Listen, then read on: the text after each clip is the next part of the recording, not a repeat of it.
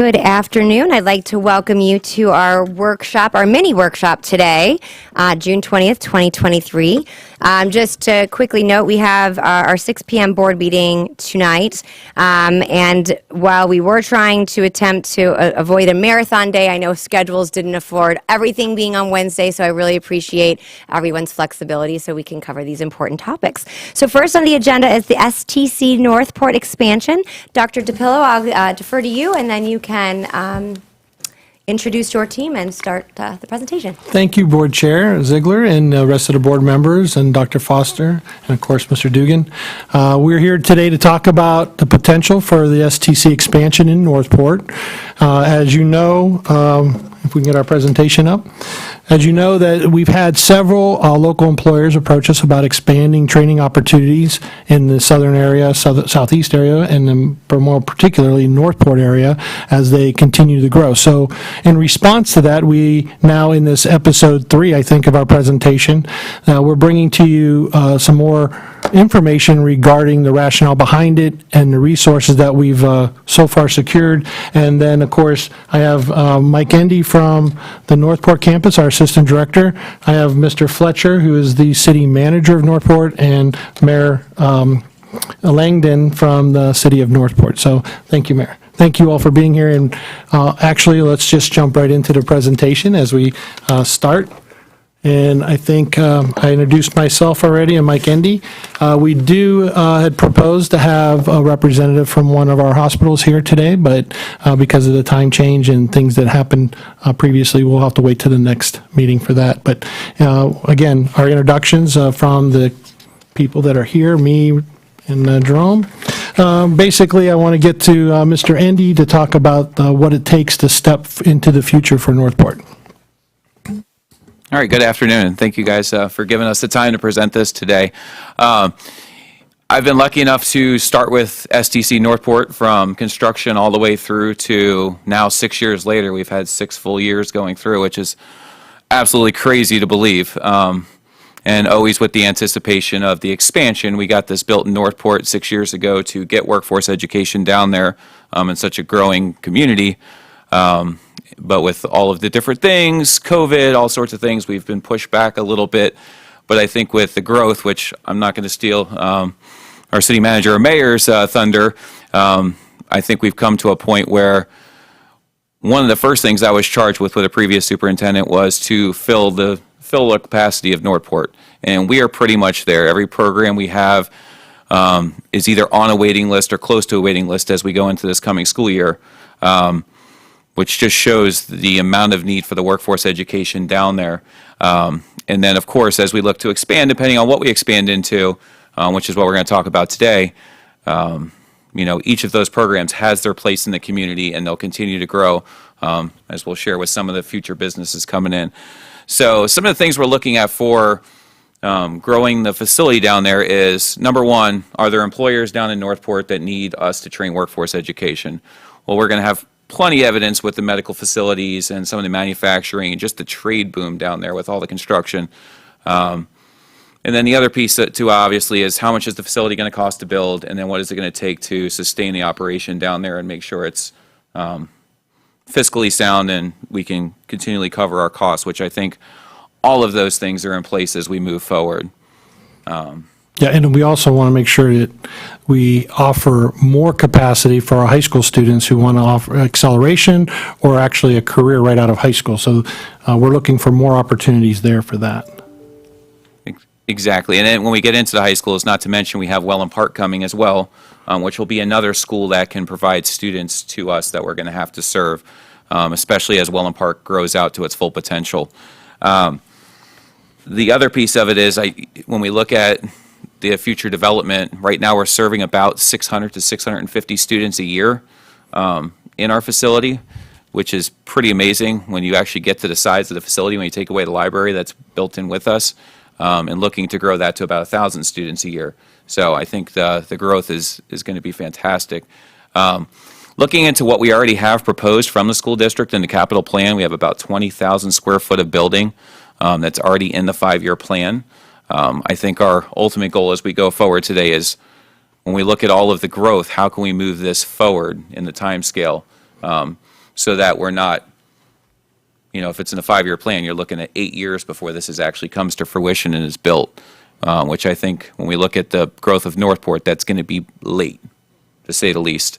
So how do we get that up so that we're 5 years from now we're opening doors, or 4 years from now opening doors? So inside of that 20,000 square feet, we look to have, number one, approximately 4 labs, 6 classrooms. Really defining what those are going to look like are really going to depend upon what the city of Northport has coming in for business. We know medical facilities are coming in, and medical is going to be a huge focus of it, but we still can't forget the trades that are going to be a part of moving forward as well that are so important in Northport. Bringing a testing center, a true testing center. We use a computer lab now, but being able to administer more tests on our facility, plus it'll free up another classroom for more CTE classes, and then also some security enhancements. So we were built pre-Parkland, so things like one point of entry and just cleaning up a few things that we still need to work on in Northport would be another piece to the building.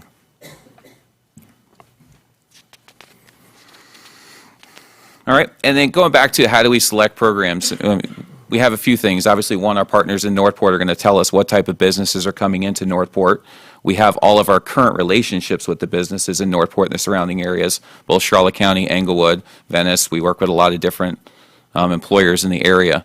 And then on top of that, the state puts out their regional occupation demand list, which gives us an idea of what the jobs in the Sarasota Manatee area have for the upcoming year, how many positions are open, how many are considered high skill, high wage. So we want to make sure we look at all of those things to make sure that we choose programs that meet the needs of the community. And our students and our community members that come to school there can actually get a sustainable job and have a successful life and, So the goal would be to train local people for local jobs to serve the local community, and that we keep it in-house, and that creates a better economic development for the city. It creates, leverages your tax dollars over and over and over again, and then it gives back to the community. So one of the things that we're really interested in is those business partners who have expressed interest in increasing the training opportunities. And so how great is that interest, and what do they want to put behind that interest to get us to move this project forward?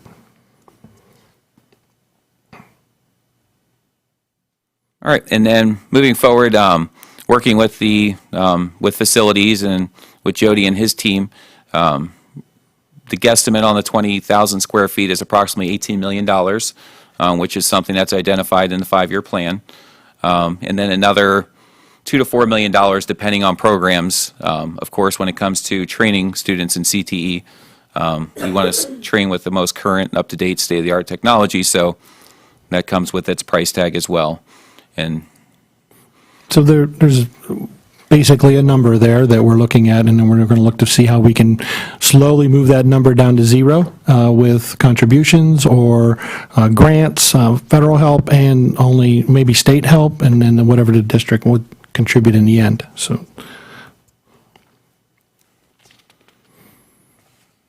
and again, kind of as I alluded to before, kind of the urgency to move up the project is, and I'm going to let Mr. Fletcher kind of hit on this without stealing too much of his thunder, is we definitely have some things coming into Northport in the next couple years that are going to require potentially thousands of positions between the medical facilities that are coming in, and then also the positions that are unfilled now in all of the trades with the insane growth in housing in Northport, on top of bringing in the different grants and monies they've got from the state to prep for manufacturing corridors and other corridors that we're going to have to be ready to train the workforce, or there will be no workforce for those businesses to come into. So, I had the opportunity to speak to a representative from Sarasota Memorial Hospital. Unfortunately, she could not be here, but she did indicate that currently they have 1,100 vacancies at the hospital, and that's before they built. So I don't know about you, but as I get older and I feel the need for medical services, I want to make sure the quality of services are there. So we all have an urgency to make sure we can expand our medical professional training programs so that when we're ready, we get the best training. And I know that you know this, that there's a large percentage of those staff members right now in the fire department and in the nursing areas that have been trained at STC over the last 50 years. So you will get good, solid treatment if they've gone to our college. I'm going to turn it over to Mr. Fletcher, the city manager of Northport now, and let him give you his perspective on the expansion of Northport. Mr. Fletcher? Thank you, Dr. Pillow. Thank you, Madam Chair, and all board members, as well as Dr. Foster, Mr. Duggan. Thank you as well. On behalf of the City of Northport, we are grateful to be here today. I think that this partnership and this conversation is one that has so much synergy together that it makes perfect sense for all of us as to where we want to go. I know that we keep talking about the growth and what we are doing here in the city of Northport, but I don't want us to forget that the purpose of the growth that we are looking for is to make sure that the workforce and the people in our city and our region are set up to be the most successful. Maybe a month or two ago, we were named the second fastest growing city in the country. And that says a lot, but it does come with its challenges. We are grateful to be growing. We're happy with all of the positive consequences of it, but what we're talking about now is something that we are sort of looking at from a visionary standpoint to make sure that the 85,000 people that we have right now, the 100,000 people that we'll get to in a couple of years, couple that with the 250,000 people that we will actually have when we're at full build out. That's what we mean when we say the schools that you guys have supported us and are coming to our city means to our city. That sort of vision. So this is sort of like another conversation as I see us taking the vision to the next step. And us partnering with STC to make sure the programs and the expansion of what they offer can meet the moment is going to be very important for us all. Over 19% of the county lives in the city of Northport. And we are, of course, the largest city by population and land size in the county. And we take that responsibility very seriously. We know that without sort of the right partnerships and the right processes in place that we could have a setback. And that's not something I want. I know it's not something the leadership of our board wants, and we have to take the correct action. So today, when it says that we have over 18,000 school-aged children, that number is steadily growing, that means that, hey, why are we not preparing them in a way to make sure that everyone does not need, want, or are able to go to a 4-year college, and we have such great opportunities in our own backyard. So having this conversation and making sure that we continue to meet our growth and our expansion is important as we go forward. It's no surprise that construction is the top industry of our area recently because of all the homes and the 40,000 plus new homes that the city of Northport will have in its very near future. But when you talk about the healthcare and everything that we need in its growing industry and the amount of salary, when the average salary is over $57,000, this is the cost of living and what we want to provide for those people in our area. We just heard Dr. DePillo talk about the huge gap as it relates to those who are still looking for employment to fill those jobs of 1,100. Can you imagine the thousands of dollars that new healthcare is going that thousands of jobs, that new healthcare is going to bring into our community? It's tremendous. And how we want to meet that is we want to make sure that the students, like I said, are preparing to enter this critical piece and provide a value back to our community sooner rather than later. So as Mr. Indy kind of spoke to, we're talking about who is coming to the city of Northport.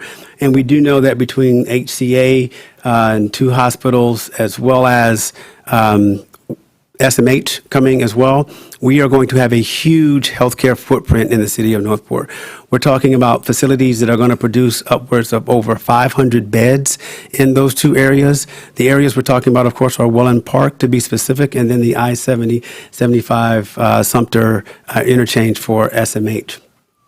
We're very proud and happy that these healthcare providers have recognized that with 85,000 people in our city that the time is now to get moving on that. We've had very positive conversations with them as well as they begin their procedure. We also know that it's going to take at least a couple of years for them to get through their procedure, which is why we have room for opportunity in what we're trying to do right now. If we move up the accelerated time frame of the expansion of STC and advance it, we believe that we can take advantage of making sure that the programs are in existence in the right way, time, and manner for those who need them when they need them. The demand for healthcare jobs is going to be in the thousands. I cannot say that enough, but I want to make sure that we all understand that the growth that is happening, what we're doing, and what we're looking for from you, which is your continued support, is vital to our future.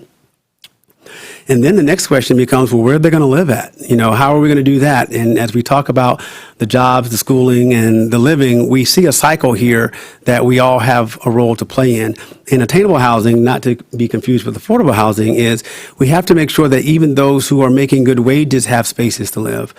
I know that Northport has always been considered the affordable housing cradle of the county, but in this day and age, affordable is very, very loosely used. And what we really need is attainable housing for those who have the right level of jobs and be able to support them.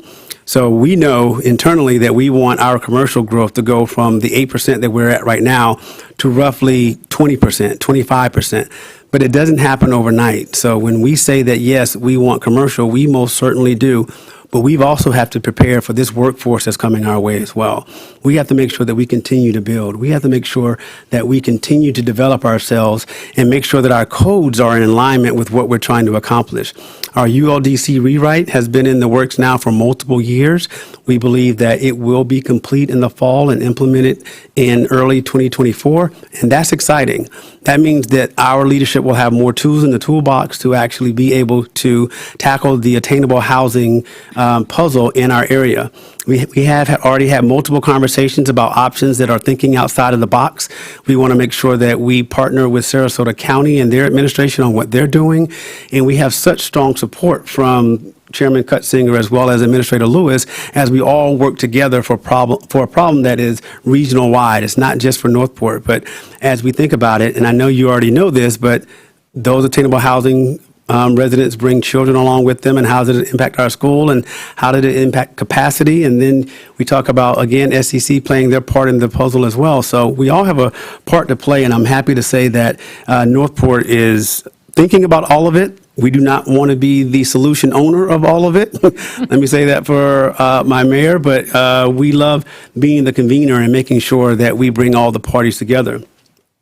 So one of the big questions is, well, what do you want from us today? How can we help you? And gratefully, we enjoy a great working relationship with Dr. DePillo, and congratulations on your selection for your new superintendent. We look forward to working with him as well. He's a member of our Council of Government group that we meet with on a monthly basis, so we know that the interaction will be there as we solve common problems. But what we would like for you to today is sort of your support to go forward.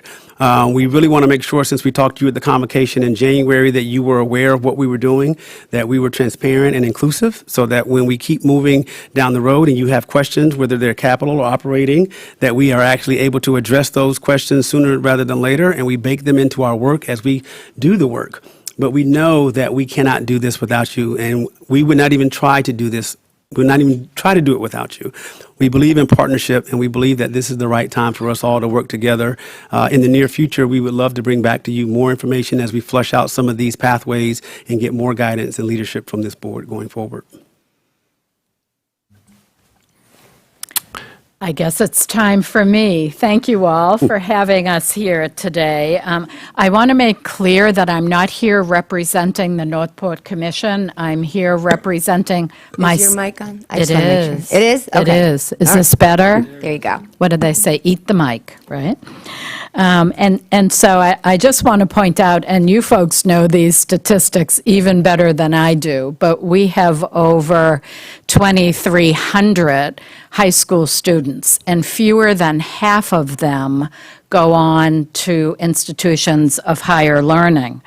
So our kids in Northport really need career options. They need good jobs, they need training, and as our city manager so clearly laid out, we have 2 hospitals coming to Northport who will need thousands of employees. We have an aggressive economic development plan to attract manufacturers and high-tech companies and other types of businesses, and they all need skilled workers. So truly, we are at a point, we're growing at 5 to 6% a year. If we were having this conversation 4 years ago, I'd say, we have plenty of time to figure this out. But the future is here today. And I'll just leave you with a thought that I have said over and over again and was proved in the post-Ian timeframe, Northport is a community that shows up for each other. So I have absolutely no doubt that the residents and the employees, not only in Northport but in the region, will be only too eager to help us in our endeavor to provide a bright future for our kids.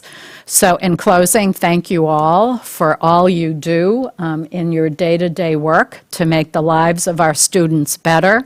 On behalf of the residents of Northport, thank you so very much. Thank you, Mayor.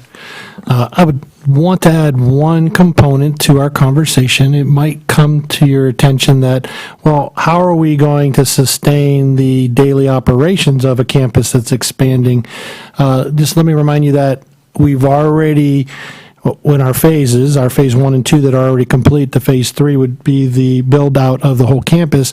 The administration's already in place, the costs for custodials are already in place, the costs for supports are already in place.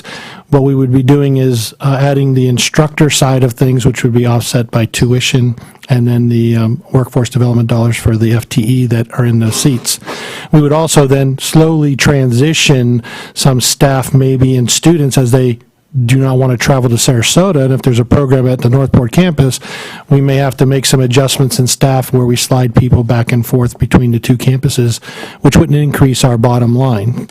So we're going to walk that line very finely as we get closer to that. We think we have a pretty good plan of a limited amount of resources for operating costs that would be required up front, and we'd slowly work into that 3-year rolling average that the state uses for funding. So we do have a plan, but it would all depend on which programs we decide to offer or determined by the community to offer or by our partners. And that would be, again, with the help of the city of Northport, Mike Endy, and all the other stakeholders that we have down in the South County. So at this point, any questions we would be love to entertain as we have big decision makers next to me, and of course you guys know where to find us if you have questions down the road, but we're here for any questions at this time. Well, perfect. First of all, I want to thank you all for coming up here, and I know this has been a multi-phase discussion, but to bring it back to us, so as you said, to join together so we can have a successful outcome across the board. So, Mrs. Rose. Thank you, Madam Chair. I just want to say thank you for the work that you've done. You've obviously have done a lot of homework and a lot of collaborating and building some partnerships. I think it's mandatory that we go forward. For me, it's not collaborating with Northport. We are Northport. We are one, and those are our families and our children, and it's a win-win for our students, a win for our families to have some promising careers, and I'm all for quality medical care. So I think the infrastructure it's just going so fast, and again, I thank you for being a step ahead of this, having a vision, and as one board member, I'm excited and look forward to continuing to put this together. Thank you. Thank you. Mr. Enos.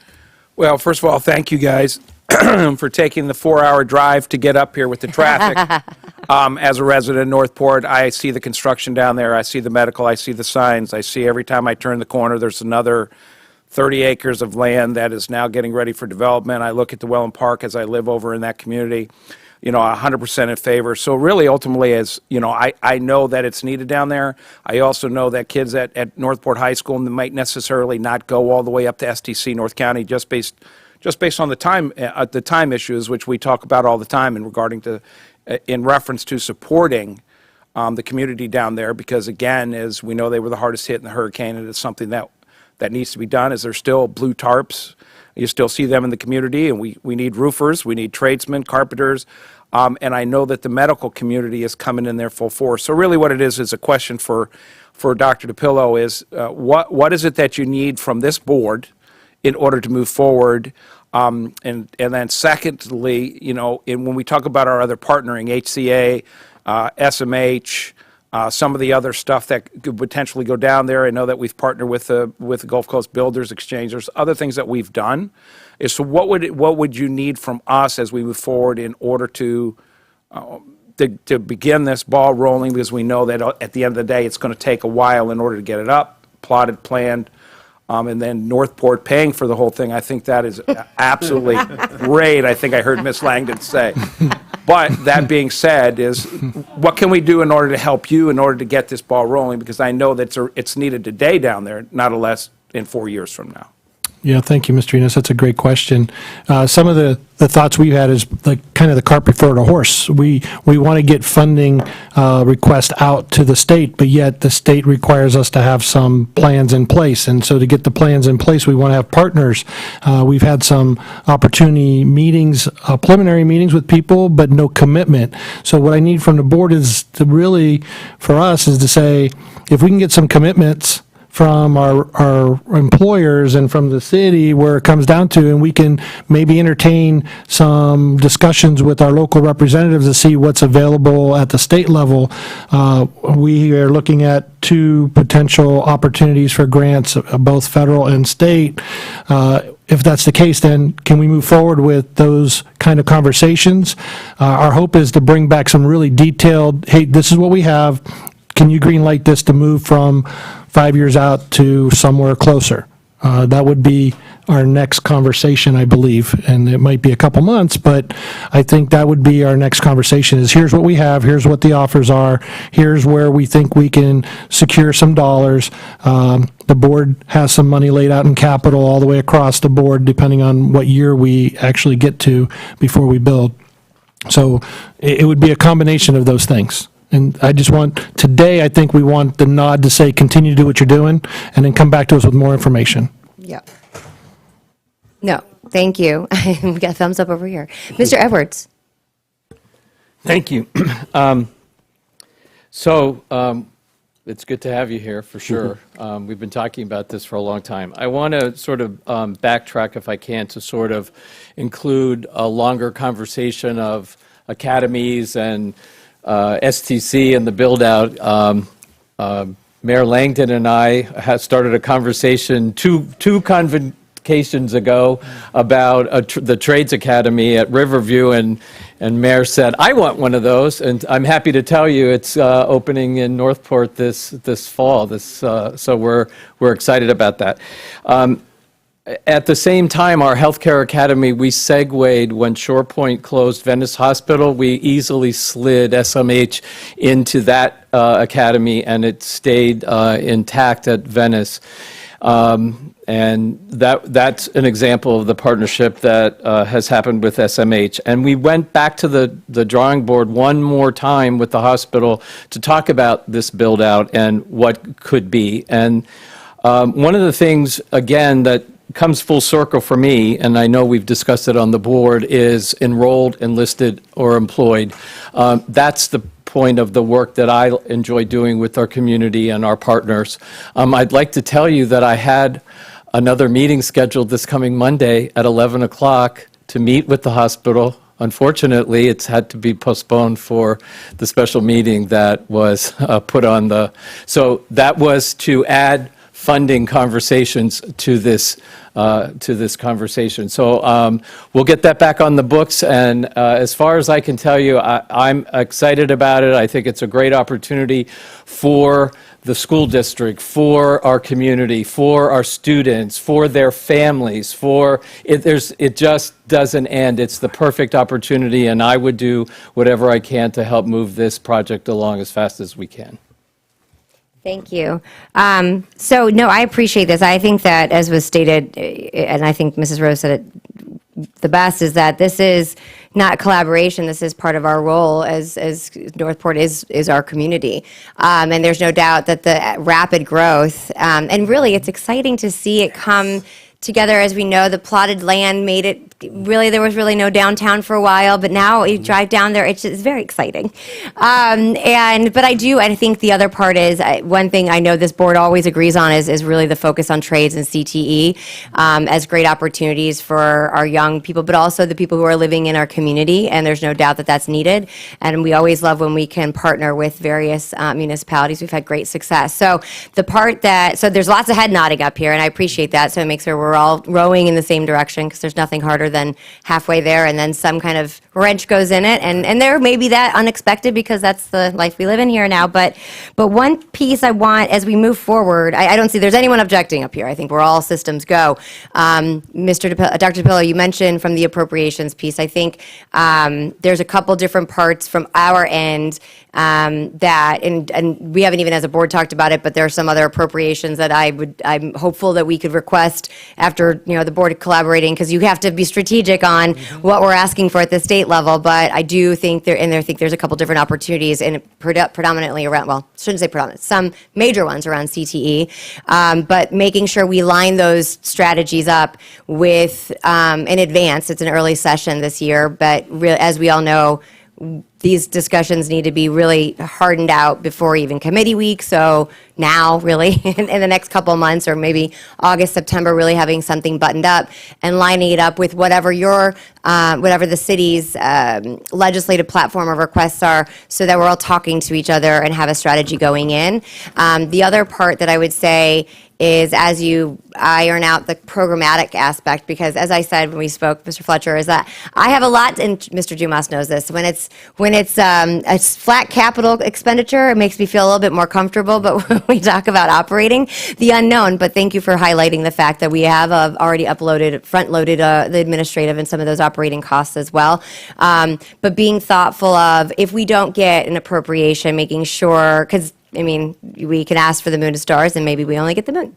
And I should say thank you to the legislature, the governor, because we did just get a funding, the $2 million that was requested. It was $1 million plus $1 million. Well, we got it's a total $2 million went to that project, but we got the $1 million that we asked for the fire academy. And so I think that, but that's a great example because there was another $1 million from the county, and so those are the kind of wins I think we can take away from that and move forward towards this project. So just as we move from a timing standpoint, making sure we're all talking about what we're asking for, that it lines up, and then in the event we don't get the maximum request, that we're planning for whatever operational. And that's nothing new, but just wanted to highlight that. So as a board, we'll have to consider the timing on that. I like yours. Thank you. I guess that's the presentation. I just saw thank you. He just has his thing says thank you. Anyway, so that to me is probably the biggest thing that we need to synchronously focus on as we move to the next couple of months. Okay. And then, I don't know, are there any outstanding items that you also need from us? Just what you said is, I guess, the biggest purpose of our coming today is so that everybody's on the same page, so that those kind of concerns and the knowledge that you all have of what's happening outside of our realm, that we put them all together and sew it up nice and tight, particularly with the legislature. If it's not this year, it's next year. We lay the groundwork. We have the conversations.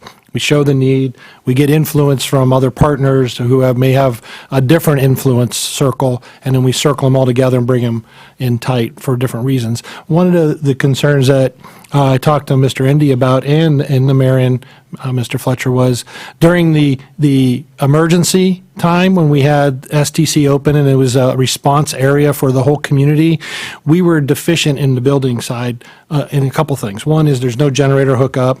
Two, it's a small space. It's connected to the library.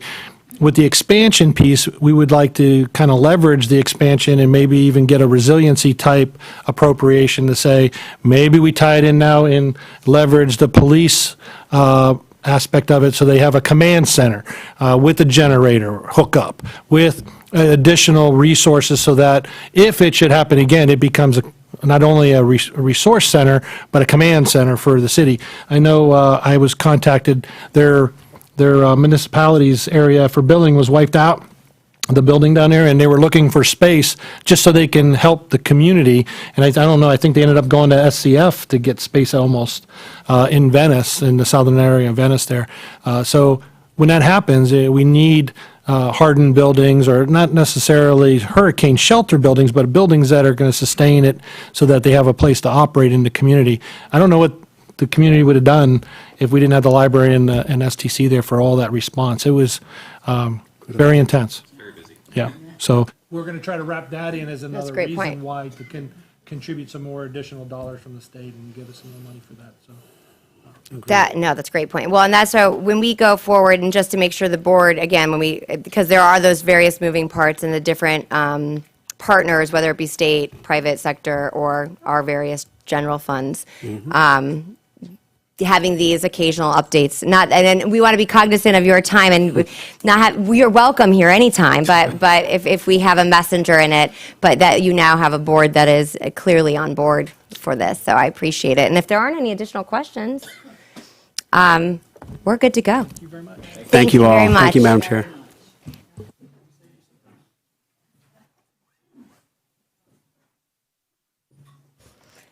Very good. Well, then next on our agenda is the Co-Learn Academy, Florida. We have Dr. Cantalupo and Miss Wheeler.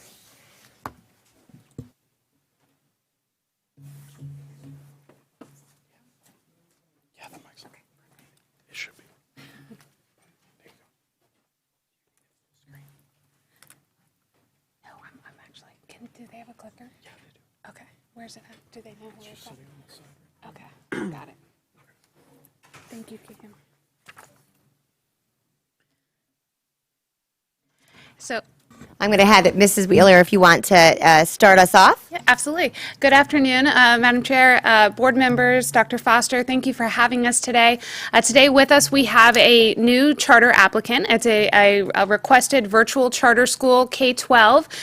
In your read ahead, you should have received a summary from the CRC review, as well as some notes from our capacity interview. So today with us, we have 2 members of the ESP and 2 members of their proposed board, and they have a brief presentation for you to talk about their proposal, and then you'll certainly have an opportunity to ask any questions that you may have, and then we will be available if you have any questions for Dr. Cantalupo or I as well. So I will turn it over to you all. As before, the little button and the green light will be your indicator if your mic is on, and there is also a little remote to move forward your presentation there. All right, thank you so much. My name is Eldon Johnson. I'm going to stop you real quick. So there's a push, and then the light is neon. There you go. There we go. All right. My name is Eldon Johnson. I am owner and principal of Gracewater Communities and Pravada Homes. Been in Sarasota for 23 years. I have one daughter that's graduated from Booker, another daughter that's in the Booker VPA, and one daughter that graduated from Pineview. I guess we don't need to go through all of our kids, but we all got a lot of kids. So, but we are currently working on the largest attainable affordable housing project in Sarasota County. We were awarded the ITN process from the county at the MLK property site, if you've seen that in the news. So this is an awesome, another opportunity for me and my partner, Terry Wolfram, who is going to help me on the financial side, who's got his MBA from Harvard. But we really are just excited about the chance to make an impact on another area of our community needs, not only the attainable workforce housing, but also in the education space. So thanks for having us today. Terry cannot be here. We do have Ren Dante, who is Phil Dante's wife, who is a public school teacher here in Sarasota County. Yes, nice to meet you guys. Yeah, I have 5 children actually have gone through the school system here at Sarasota, and they've done all types of things after COVID. They've done online schooling, they've done some homeschooling, they've worked with some charter schools, and then we've got a couple that went just all the way through the public schools. So have a lot of experience with that, as well as I work with a sports ministry called Fellowship of Christian Athletes. So I do a lot of partnering with the schools and help them set up things for their coaches and athletes for leadership development and faith. So I have a lot of experience with work with the parents and the kids involved with that. And how's that connected? And Ren. It's connected because we really feel like having more choices for the kids as far as more charter schools is just a benefit to everyone's children, because having 5 kids and working with lots of parents and children, we see that everyone learns in different ways. And so to have more opportunities is going to help the kids succeed in the long run. And my wife as well is a teacher, and she is very, been involved with all the different types of teaching, and she really feels like this would be a great place for her to help students and even our kids to have other choices. Well, and I think one of the things that we took away from our capacity hearing was something that we found. My kids have all been involved. My youngest is 10 at Sarasota Christian, And part of that is because he has a genetic skin condition, and we're able to afford that in a smaller class where we can kind of monitor if he's being bullied. But we do have quite a number of friends that have chosen in situations like that to try homeschooling. And in our capacity hearing, one of the things was that community can often be almost bipolar, where you have these really high functioning families like Phil's family. I mean, to have a licensed teacher, who's a middle school science teacher who spent 25 years in education, like, you're pretty well equipped to do, that, to play that role. But as many of us found out during the pandemic, when we were all forced to suddenly homeschool, some of us, I know our family, were not, that was not a great spot for us. And so when we saw this model over the last few years that we've seen it, we thought the thing that's so unique about it is to bring these kids back into a more where there's more accountability and they get to actually be taught by a licensed Florida teacher. And we can, I think, really help, especially a lot of those families that maybe don't have as much of a plan and need more support. So I just think that this model, with so many of the changes that have come with the new laws that have been passed, is going to be something that's going to make Sarasota, it's going to be part of the portfolio of Sarasota County School District that's going to help keep Sarasota County schools, I just think, competitive and learning, I think, and growing. So that's one of the main reasons why I wanted to be on the board. I would just add that coming from up north, schools are a little bit smaller than here, and so it was intimidating for some of my kids to plug into the high schools, especially, and feel like, I'm just a small fish in a big sea, especially with sports and things like that. But all that to say, I had my daughter who did very well. Before we came here, she started having migraines because I don't know if a lot of people move to Florida. It seems like we're not used to it. So she had migraines for 2 years almost and was bedridden. So her to be able to do online schooling, that was just a very practical thing for her because she couldn't go to classes. And so it's just a great example where my other kids excelled with the big school. They loved it. They have big personalities and went on to just really do really well there. So again, I just think it's good to have other options, and that's why I'm excited to be a part of this charter.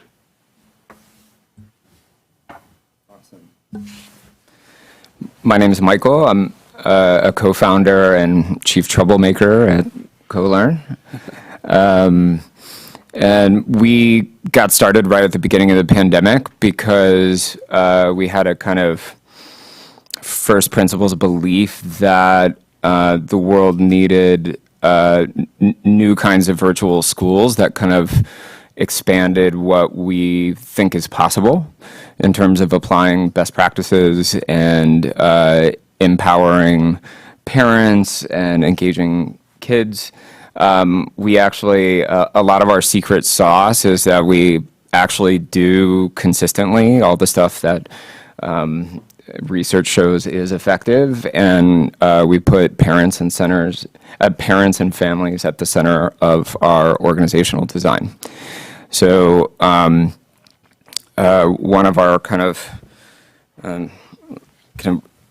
this is a bit of a grandiose narrative, but we're at this really interesting moment in history where there's a slight collision course, if you want to call it that, between our between 100 and 300-year-old educational model and parents becoming more and more informed and more interested and wanting to engage and be empowered to make sure that their kids are getting the kind of education that they believe they should get. And another part of our kind of big narrative is that we don't really think about it because it just is. But everywhere around the world, families have to design their life around school. It more or less sets the parameters on where they're going to live, when they start their day, how they experience the year, whether or not they can go on a vacation, whether or not they can accept a new job. And we don't really think about it because it just is. And so the beginning of the pandemic, the wonderful team kind of assembled Avengers style, and we were like, what if we could redesign education around families? And that's really the center of what we do. And what we do every day is we bridge the best of, innovative, organic, off-the-grid models of education and what the kinds of, services and the kind of instruction you get at high-quality schools. So we're bridging the best of innovative approaches in high-quality schools. And my name is Kim Phillips. As a mother of 5 kids who I personally have homeschooled myself, but I've also been a public school teacher and a charter school administrator. I am very excited about the co-learn model because I interact with families on a daily basis who are coming out of traditional models of education. They really want something new for their kids. They want to have more agency and choice in what their kids are learning and things like that. And I've just found this to be a beautiful model that blends, like Michael said, the accountability, the best practices in education with parents and what they're desiring for their kids. And then we're creating this sense of community and belonging for these families that I think is really key in virtual education. So that's why I'm here. How does this work? Okay, cool. So our mission is to inspire and enable and empower students to be responsible, resilient, and personally successful in a rapidly changing world. We believe that every child should have time and energy dedicated to discovering and revealing their interests and passions, creating authentic work, which is one of our founding principles, harnessing their curiosity and motivation, pursuing accelerated learning where they are able, and doing all of this, leveraging technology, but with authentic connections to peers, teachers, parents, mentors, their community, and the world at large. And we really think that we are trying to create a new kind of partnership, well, we have created a new kind of partnership between parents and education and learning technologies, so that every family can pursue extraordinary learning. So what's different about us? We've kind of broken it down into 8 digestible statements. A long time ago, I don't know if you guys were around for this, but it was like 1 laptop per child.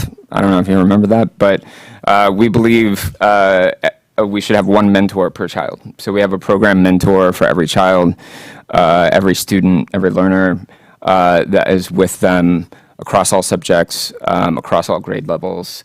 It is usually the parent, and we have an agreement with them around accountability, personalized education plans that we call a path, and some other stuff like doing benchmark testing and formative assessments and that kind of stuff. We have an IEP-like personalized learning plan that we call a path. We have a team of educators that have different roles than would typically be found in our typical models. And the team coordinates around each child and each family and works with parents with a technology dashboard where they can get a view of what all their kids are doing across every subject. Families can choose amongst Florida, Florida approved, aligned curriculum, and if something's not working, they can switch it out. We have something we call a modular academic plan, where parents at any point can decide to kind of switch any of the components to try to find what's going to best work for their kids. We have flexible, transparent, but accountable schedules. We have an ongoing cornucopia of live clubs and classes. We have in-person IRL, as the kids call it, in real life, events. So it's not an online school in the traditional sense of the word, because we build authentic community and relationships with the people, with our families. And we have a really interesting and dedicated commitment to project and portfolio-based learning that really starts to get very dynamic at the high school level, but it impacts all grade levels. Kim, any thoughts there? No. Okay. Next.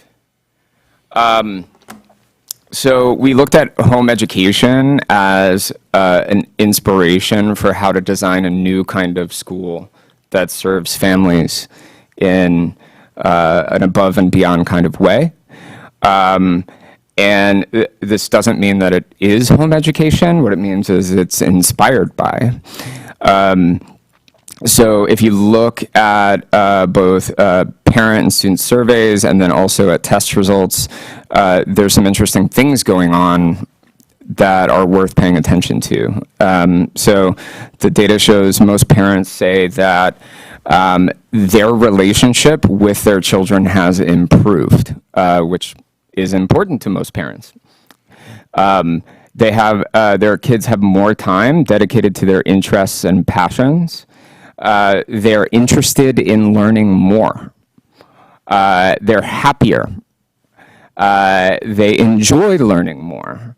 And they're better behaved. Go figure, right? So that's some interesting data. Well, can I just jump in ahead. there? Yes. I think what I took from that was that, as I said before, this was looking at the high functioning, families. Is that you're seeing, these families were, ultimately it was because these were high functioning parents that were really engaged in their kids' learning. And I just think you can't lose. That's pretty much always been the core of brick and mortar schools or any type of school, is if the parent is engaged and the teacher can, if it's an actual consequence to say, I'm going to have to talk to your parents about this, you're going to get better educational outcomes than if the parent's not engaged and there's no sense of follow through from the home. My mom was a public school teacher her whole life, and she always just talked about the way it's like a three-legged stool. That you have you got to have your school and you got to have your family, and then generally there's in our house there was a church element or a synagogue element or some other kind of community element, but it was that she always talked about the three-legged stool. And so I think when we look at these higher outcomes from some of these families, what we're saying is how can we bring that into a situation where some of the lower functioning or harder situations that we can bring it to a broader range of students. Is that fair? Totally. Yeah. This is not pre-scripted, but I'm going to play off you here. So one of the kind of foundational studies of our belief system was a longitudinal study where they looked at a number of different influencers on student achievement gains, longitudinal student achievement gains. And they kind of put everything that could influence it in a couple buckets, and they had essentially quality of teacher, quality of curriculum, instructional material, and then an active, vibrant community with a sense of belonging, and engaged parents. And engaged parents explained half of the achievement gains relative to the others.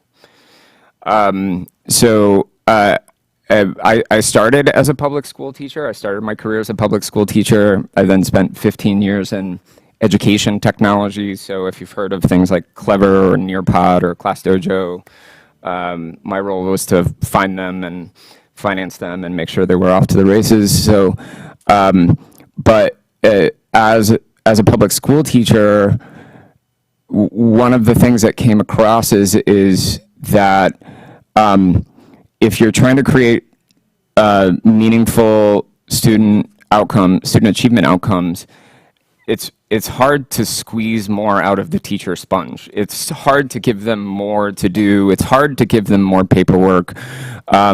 It's hard to invest in some of the different vectors and get more. But one of the untapped levers is creating a real partnership with parents, right? Real authentic partnership and communication. So, but also looking at home education, again, actually high school graduates do better on our standardized tests, even though they don't take these standardized tests every year.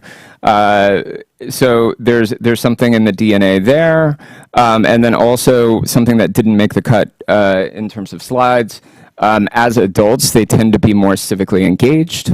They're more likely to have read a book. They're more likely to have voted. They're more likely to be involved in community organizations. So there's interesting stuff going on for sure. Yeah, go ahead. So as a parent, again, my wife is a teacher, so and with 5 kids, I've leaned on her a lot for the education of our kids. And I was just thinking about this program. If I didn't have my wife for some horrible reason, whatever, if something happened, I would have been in trouble with my daughter who had to stay home. Because honestly, I wouldn't have the ability to get her all connected. And she did do virtual school. And yet, what I like about CoLearn is they actually would have hooked me up with somebody who could walk me through those steps and create a plan for my daughter. So it would actually, someone who isn't as well equipped, I feel like that's what's nice is CoLearn comes alongside the parent and would have come alongside me and been such a benefit to, a dad. And again, I'm not saying dads can't do stuff, but I'm just saying particularly me, I really lean on my wife a lot for that. And I'm just thinking of, there are some moms that are going to need help like I would have needed.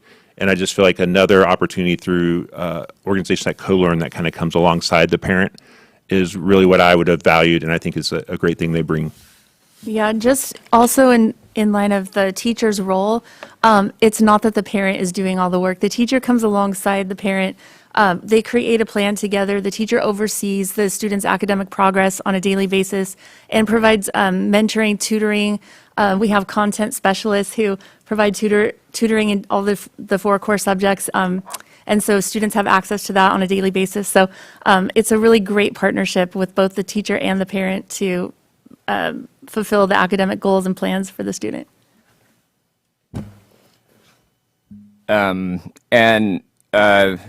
If we reflect on the experience of the pandemic and emergency homeschooling, emergency remote learning, like 11 million kids experienced something like this, right? And parents have that fresh on their memories. Another thing that's happened, there's a lot of articles now about how everybody needs to go back to the office, but definitely there are more flexible work jobs in terms of when you need to show up to the office than before. And as a matter of fact, in 2022, hiring people you didn't expect to go into the office was actually, there were more jobs with little expectation of coming into the office than ones that were for the first time. That may have reversed this year, but there was a large national survey done where over 40% of parents want multiple days per week of flexible attendance because they want to be able to spend more time with their kids, right? And they want to be a part of education.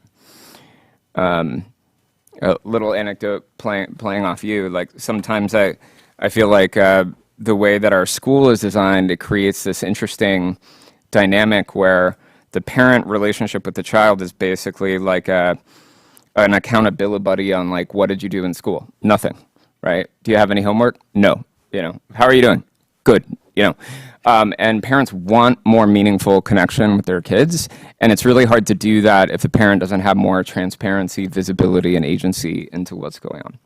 So this program mentor role, which is typically the parent, parents can also assign it to a guardian or family member, even another parent. Also, our teachers take on this role for students who don't have someone who can do that. But this role has accountability to it, so they have to participate in our pre-screener, 45-day pre-screener, our benchmark assessments, which happen 3 times a year, our formative assessments, which happen multiple times every semester across every subject. They have to develop this path, map and path, not plan. I like to make up terminology. the map and path for each learner, they're responsible for attendance and engagement, and they're also expected to participate in monitoring the pacing of what's happening and collecting work samples and building a portfolio. And we have like 97% participation in state exams because that's part of the gig, part of the agreement. And I would say with what he was sharing that a lot of homeschool parents that I've been a part of and have known, you don't have to have as much accountability. And so what I think this does is it brings the accountability that you would have going to a traditional school, and it allows us to kind of see where those kids are at more than if they're just off doing homeschool by themselves. So I think it's like a great partnership between the two, because I think that's that's even what we pay to go to college for, is just so, I'm not going to go and sit and read a textbook that I should have read, but if I have to turn in the work. So I think that's the same thing with the parents. It's probably going to give them more accountability, as well as the students who feel like it would be better for them to stay home, but also give them a track record and accountability they need to stay on task. And in our literally first year, we're the second highest performing virtual school in the state of Arizona. So getting better every day. And our growth was actually above average compared to, IRL schools. And actually 10% of our elementary school students had 4 or more years of reading gains, right? And I know that reading is a big priority here in Florida. Because of this partnership with parents and curriculum technology, our teachers are not teaching 5, 6, 7 hours a day, the same thing over and over. Part of our teacher training is explaining to teachers, you are not the content delivery technology anymore, like you have an elevated role. And so they get to spend more time doing things like academic coaching, consulting with parents, one-on-one tutoring, small group interventions, and these kinds of things. So, and our teachers are very, very happy. And one of the discussions that came up in our capacity interview is like, how are you going to recruit amazing teachers? Similar to when parents find out about us, they just kind of come out of the woodwork. Teachers also come out of the woodwork and apply with us, and are really excited about the role they can have with us. So this is a screenshot of the family dashboard. Our first year, the average number of students per family in our school was 4, right? So 5 kids, 4 kids, 5 kids. So we were getting all of them because we serve the family as a whole.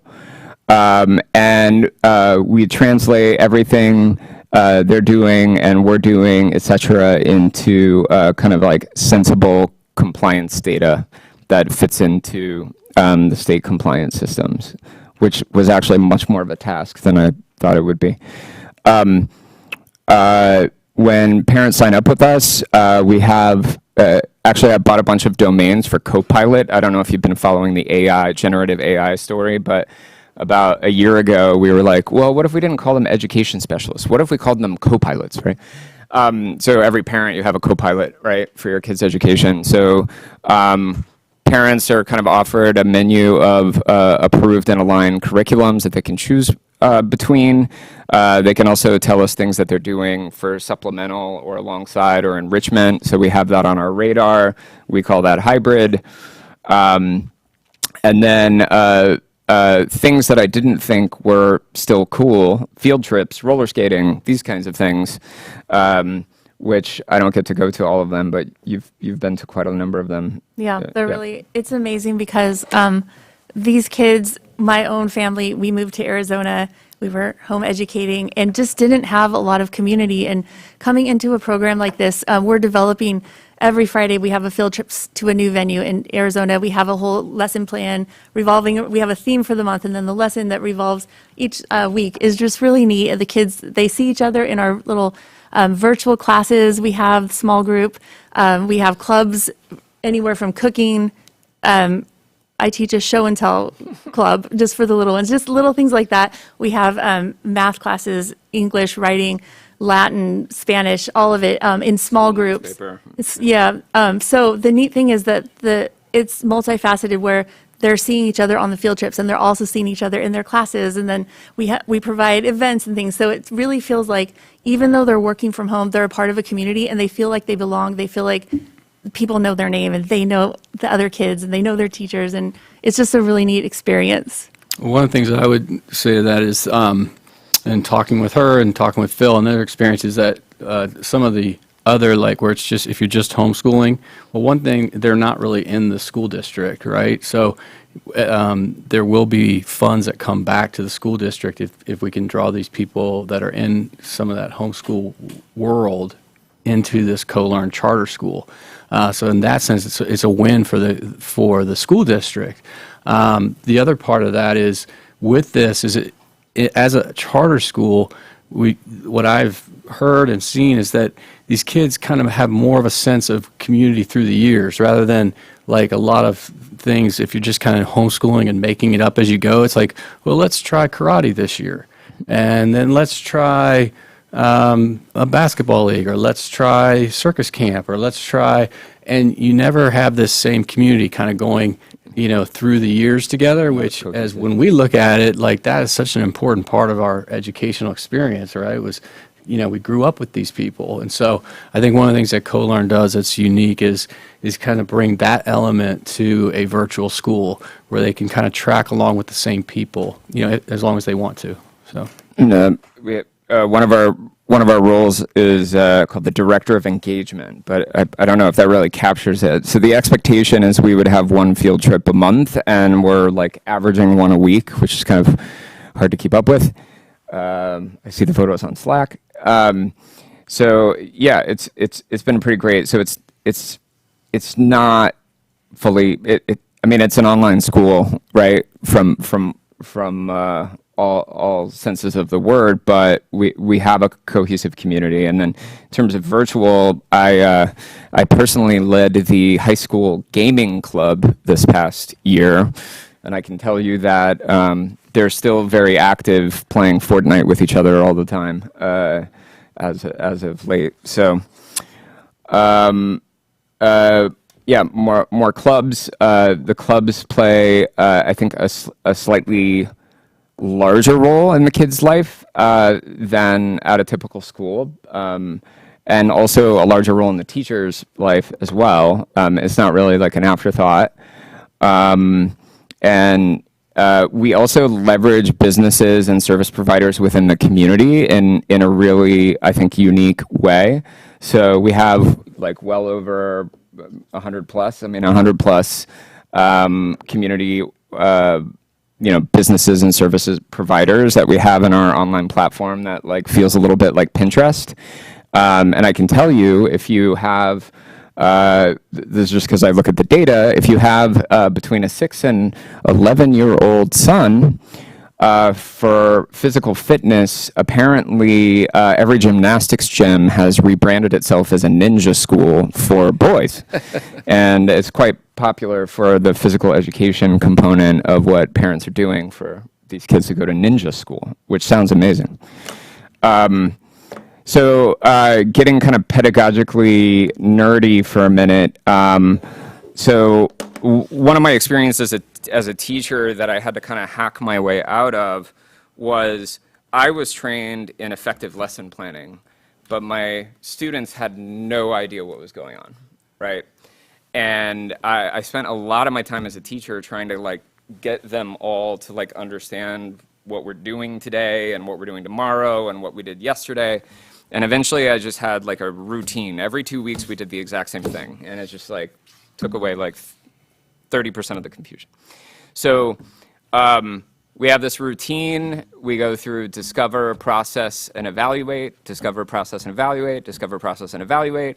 Students go through their official curriculum. I sometimes call it clickable curriculum, though we do use a lot of workbooks and materials as well. elevated instruction, so the things that teachers are doing, whether it's like the whole class or small group or independent tutorials, individual tutorials. And then as kids get into 8th grade, they start to do essentially like self-directed study and practice.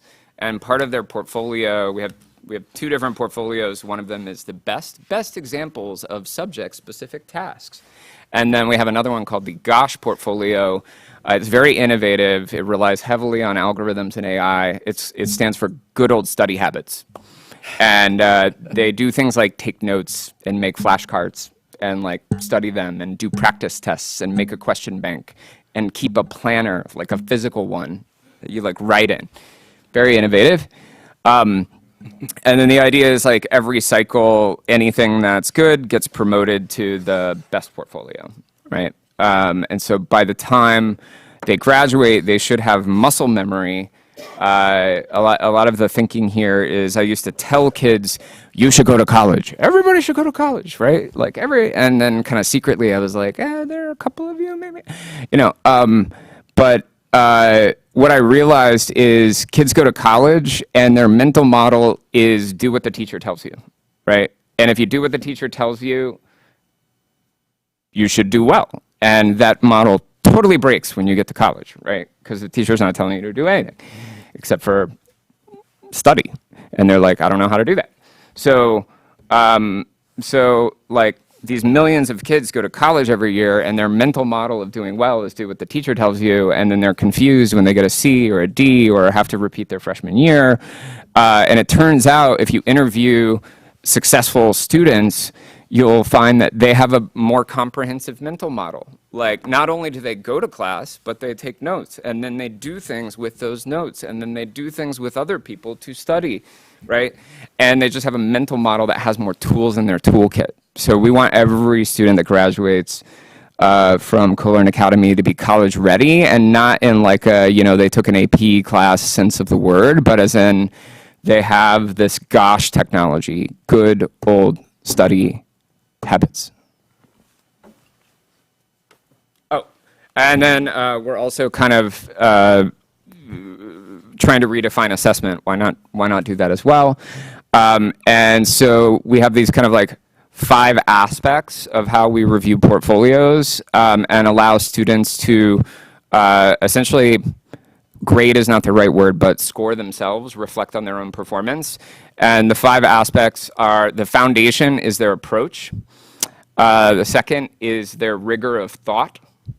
Their third, I made it A so we could call it attack, like what's your plan of attack, but it means intrinsic motivation, authentic animation, right? Spark, do they understand why they are doing something? Do they believe in it? Are they motivated? Do parents have to nag them, or are they doing it themselves? Then craft is, can they do the work? Content is, do they understand the material? And notice the content mastery is the top of the pyramid, which means you're not going to get to, do you understand the material, if you don't have a good approach, if you don't have rigor of thought, if you don't have intrinsic motivation, and you can't do the work. All right. I think we've been going on for some time. I want to really. give you I want to make sure we have opportunity for questions. Sorry. We're different. We got that. We're transforming education, something. Yeah. Well, I thank you for We're different. for your presentation. Are there questions, members? Mrs. Marinelli. Thank you. Could you please elaborate how you would, what level of exceptional student education student that you would be able to work with, and how their individual plan would be, and also 504 students, please? Yes. Well, as a public charter school, we serve everyone who gets in. We have a little bit higher than average ESE ratio in Arizona. It's typically things like, mildish autism and dyslexia, some of the common more common ones. And we have an ESE coordinator that handles all of the kind of more specific compliance aspects to our personalized learning plans, our IEPs, files everything with the state. By the way, our state authorizer in Arizona, who totally grilled me when we were originally proposing this in Arizona, like moved to Georgia and now wants to bring us to Georgia. So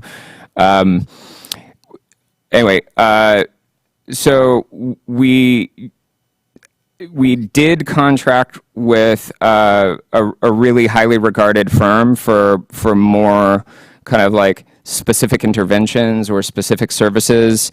And over time, what we realized is that our own ESE coordinator could manage, not only manage, but over-deliver on quite a few of those. So we've kind of moved more of them to in-house.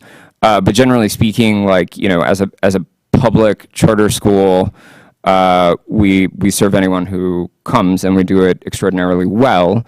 And if we don't have the capacity internally, we work with highly reputable service providers that probably work with a lot of your institutions as well. And, you know, all of the compliance work we handle with a plum. And the beauty of this model is that when a student comes into CoLearn, we have an onboarding meeting with our academic counselor, the teacher, just the whole team. And so you're not going to see the type of going, you know, unnoticed that you might in a typical classroom of 30 kids. So these students are identified pretty quickly. We have a whole multi-tiered support system that we implement. And then for those who are exceptional learners and want to go above and beyond, we have academic coaches and different one-on-one situations that we work with them so that they can excel and grow at their. My new goal-setting framework is awesome. I will say that one of the more rewarding moments, because there are several, I've had at least 3 parents independently come to me in Arizona and say that it was the first like ESC IEP meeting that they've had where they didn't walk out crying, and they actually like walked out smiling. And a lot of challenges that we have with various learners that would be categorized in the ESE kind of blanket. If they have a really effective relationship with their parent and their family, a lot of things just start to improve. Also, a lot of the challenges that they have come from social stress, right? That come from the kind of surreal mix of, you know, putting a bunch of 12 and 13-year-olds together and assuming that's going to be a totally cool thing to do. So generally parents kind of report that their kids are happier, more adjusted, coming along really nicely, and they're making progress in ways they hadn't expected. Personal anecdote, because I did teach a few things this past year. One of the students had pretty intense dyslexia, but was brilliant. I mean, Steven Spielberg level at creating film, and was like obsessed with it, right? And so I took note-taking and journal entries, the Gosh portfolio, and modified it so that he could do everything over video and audio production. We also started a film club where, he put me to shame in his video editing. But the kind of surreal thing was I actually talked to the parents and I was like, yes, he has some challenges, but I think your kid's gifted, right? Like gifted. And it was the first time anybody had like told them that. And we like reoriented all of the portfolio development around like video and audio production work. And can I just jump in on, I mean, those are like the kind of wow moments, but I think one of the things that we're working on and getting real clear on is that, we want to make sure that we are going to deliver. We know that it's the school board, Sarasota School Board, that controls the IEP. and that we have to work in partnership with all the different compliance elements. So I want to make sure I speak to that element. Is that they're talking about a lot of the success stories, but I just want you to know that we're very, very aware of all the compliance that needs to happen. My own son has an IEP, and even though he's at a public school, we coordinate with the Sarasota County schools. So very familiar with that process, but we will have the whole support staff to ensure that all the compliance elements are exactly where they need to be. And so I want you to have that assurance from us as the board, because that's obviously a critical component of our role. Well, and I appreciate that. Compliance with ESE or 504 is very important, but I'm really concerned how the academic piece is going to be delivered and actually be individualized for that specific student, because that is where I find that whether it's a charter school or public school or whatever is available out there, if those goals are not realistic and are not met and are not taught, that is a huge disservice to the student, because you can't make it up. So that's where my focus is the instructional piece. I'm not as concerned with compliance. Okay, on the instructional piece, are you concerned with the IEP and that or across the board? IEPs and 504. IEP and specific, 504. Those goals. Well, I do think that this model, having been in a situation with my own son having an IEP, and actually finding out later that probably my daughter should have. One of my daughters is she's done incredibly well, but she's now got accommodations for ADHD at the college level, and she somehow made it through Pineview without that. And so I'm very proud of but I remember thinking she shouldn't probably be spending 8 hours a night doing homework, but she would. And it was because she couldn't focus. And this was before we knew some of the things that we know now with our 10-year-old. But I think if she would have had the kind of individual assessments and things, that could have been caught sooner. And so I think that in terms of dealing with people that do need IEPs or more help, that's one of the reasons why I think this model is really is something that should be in the mix for Sarasota County schools. It's not going to be the perfect fit for every child in Sarasota County. Honestly, if you can send your kid to a public school, drop them off, and they come home happy, sign me up for that all day, right? That's how it was when I grew up. That was the only choice. But we've all had situations. Part of the reason we're on this board is we found some of our kids, it doesn't work that way. They come home in tears.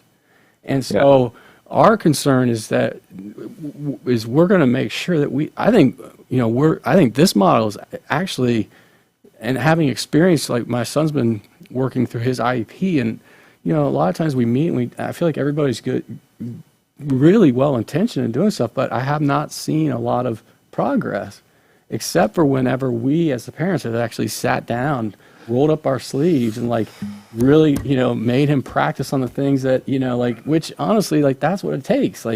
He's given stuff to work on in his time with his IEP coordinator, but if we don't sit down with him and make him work and practice it, and he's instead watching some show or he's on a gaming thing, or he makes no progress. And so I think this whole model, what I'm seeing and again, it's not going to fit for everybody, but I actually think we have a chance to really impact a lot of these students, because we're also saying to the parent, you need to be engaged. We can't do this without your engagement. If I may, just because I want to watch the time, and I did want to interrupt you because it's a very important part, and I appreciate those comments, and so I want to make sure you got your question answered. And I think compliance is a requirement, as we know. It is part of the charter as it comes to state and federal laws. But I think you touched upon something very interesting there, Mr. Edwards, and I know Mr. Enos so I'll start with Mr. Edwards and then go to Mr. Enos. Thank you. I'm really happy that I see dads in the boardroom.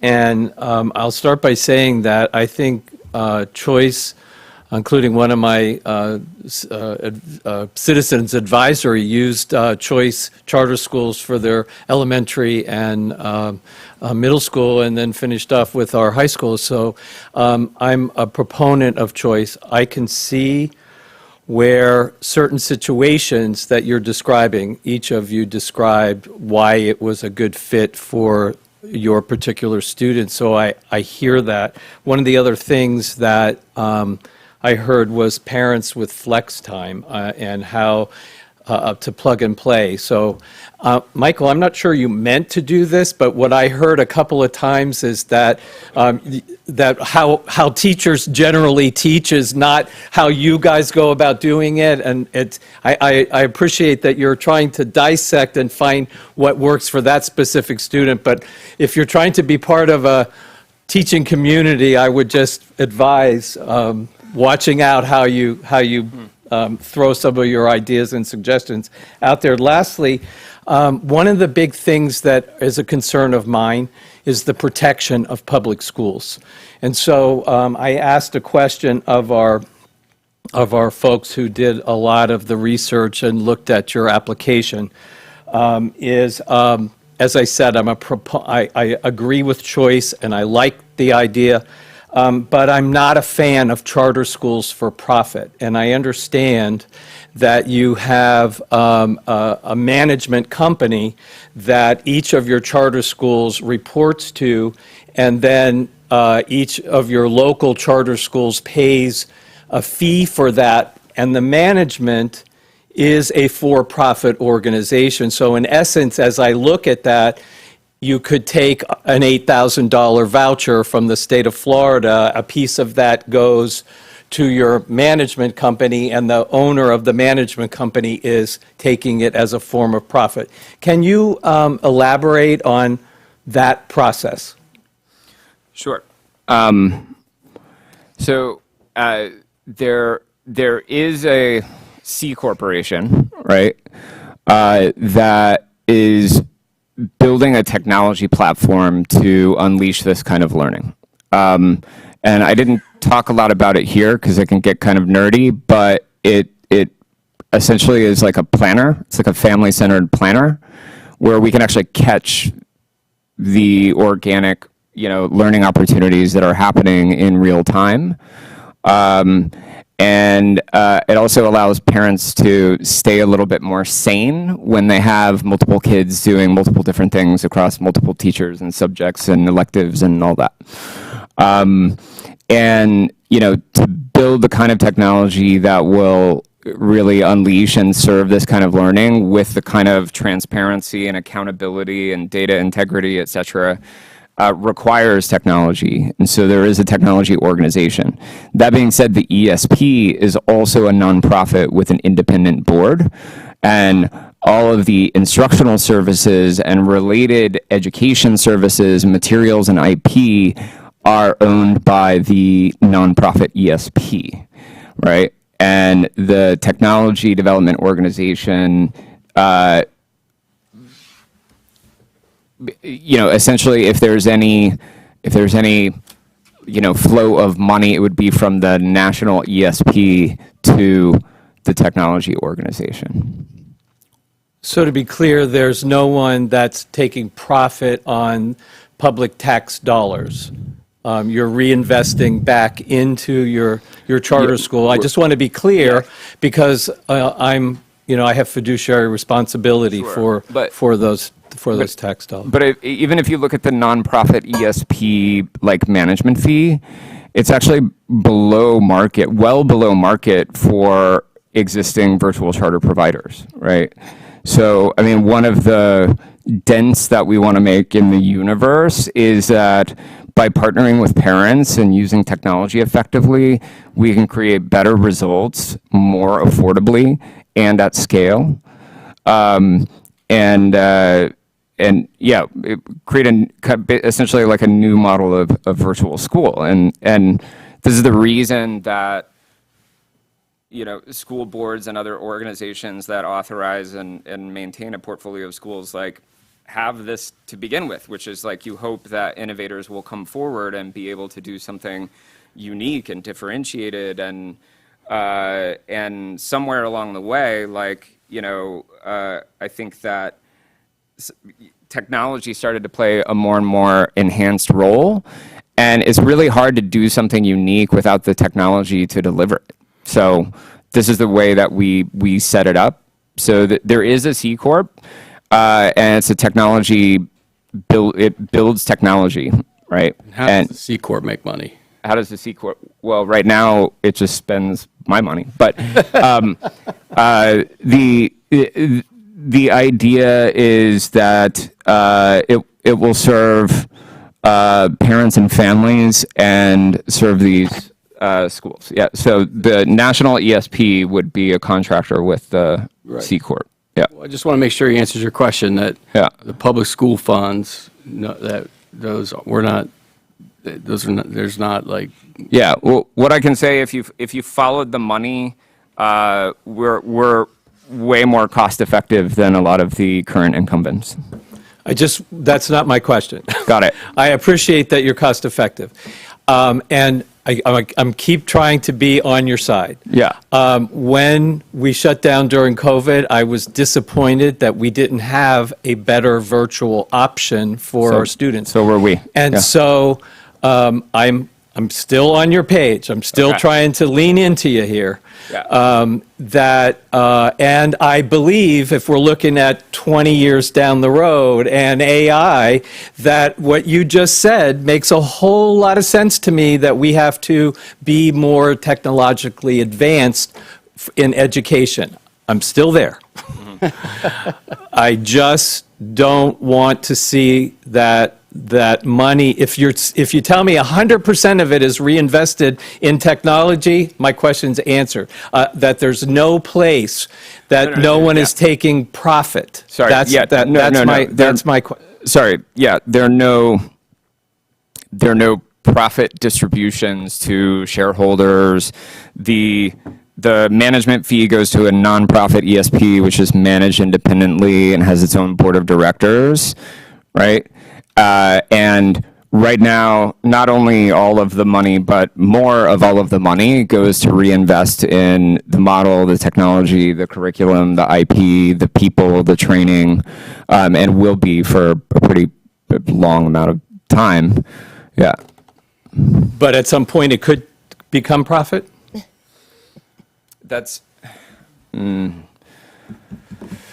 Okay, I think we're dancing here. Yeah, we're dancing. Lastly, I know that I had this conversation also, because I don't want to take up more time.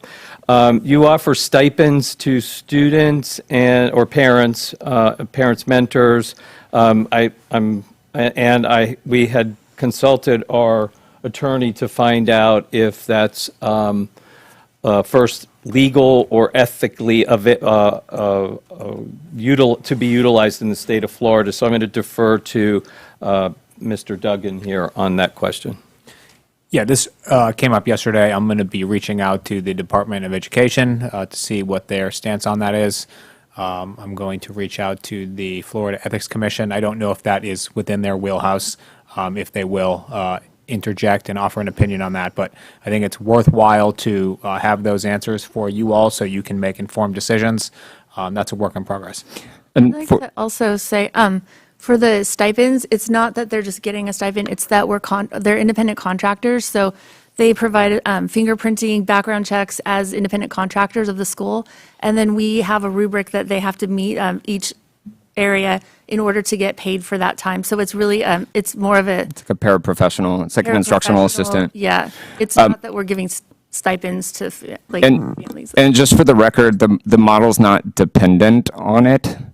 But we believe that every child should have a program mentor that has a longitudinal relationship with them across subjects and an authentic relationship with them, and can talk to them about things like participation, engagement, and, getting their work done, etc. When we started in Arizona, it was pretty much all parents that had this role, but as we've developed more and more, and particularly as we've rolled out the high school, we have staff members that take on that role, and so it's our model is not dependent on it if there is any kind of challenges. Yeah. Yeah, and if you need any more clarification of what that payment, like what the responsibilities are for that stipend, I think that should be an important part of it. And actually, that's one of the things that appealed to me about this was because I know, like, being in the for-profit world is, I think, not enough. I mean, that's partly why our governor just passed the giving the money to parents, is because there's actually, when you're actually responsible for something, when you're getting something, and there's, I think whenever there's money given, there should be accountability, and I just think that it actually gives us a way to get the parents engaged and feeling like whenever you work for something and you get paid for it, there's a natural relationship that's formed and accountability. So for me, I thought it was just a very, very positive thing for a lot of parents who are doing this work and their budgets are already stretched, but they're doing all the work that they're paying taxes for and they're not getting any money for. And I just thought, I mean, to me, it's exactly how the world works in every other scenario. Are you done? It's very interesting, very creative. I like it a lot. I think there's a lot of unknowns. It was very hard to find certain information. But I also think there's a lot of opportunity for some creativity and to reach families and students where they are, because they come in all different, all over the place, and that's good. I think that our responsibility is to ensure you fit, unfortunately, that's the box checking part that we do have to make sure from a fiduciary standpoint. So my question starts with, because I've asked around, and and actually as I've asked around, more people were interested. So you probably have more people following up because it's interesting. But why Sarasota? A bit organic. Well, I personally have been really involved in Florida as far as co-learn goes. We have our Arizona Charter School, but we also offer programs for homeschoolers, and so Sarasota just has my heart. I've been working with just different people here for the past 2.5 years, just really sewing into the city and really seeing the potential here of that families really are looking for new options and they want support. And so I've developed a lot of great relationships with parents here, and so I'm the one that initiated Sarasota out of all the counties in Florida. We've wanted to come to Florida for a while, but I just feel like Sarasota is the perfect place. We have like 130 something. We've been doing lots of events and things. We have 138 families who filled out interest forms for our programs here, and so. And then part of it is the board as well, which I only met 3 weeks ago before our capacity interview. But I think that the board has an interesting vantage point, having multiple kids in this area of Florida, and just having that bio.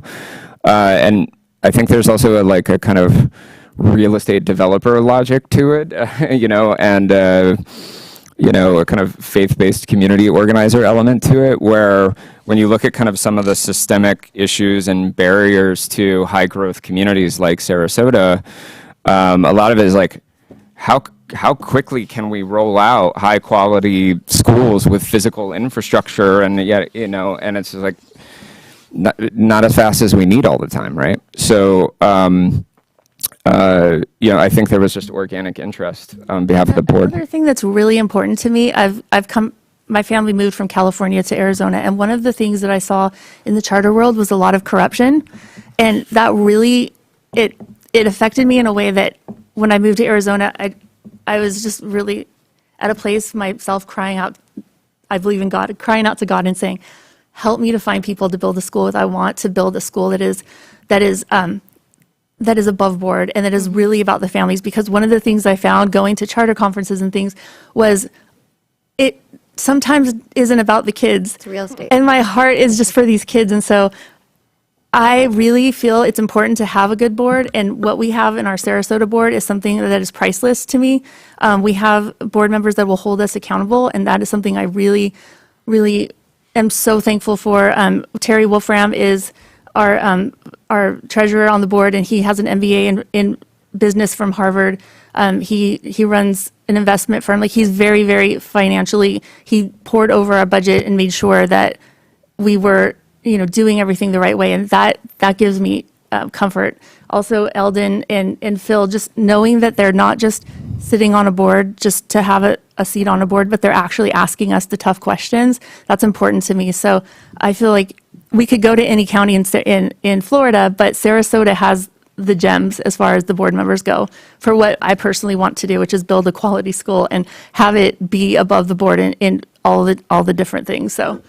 Well, and being here, I just want to tell, I if I can, I'd love to continue some of the questions that haven't been fully answered, but I do think one of the things that's drawn me to this is knowing, part of it is I've known Kim for 30 years. Like, we've just stayed in touch.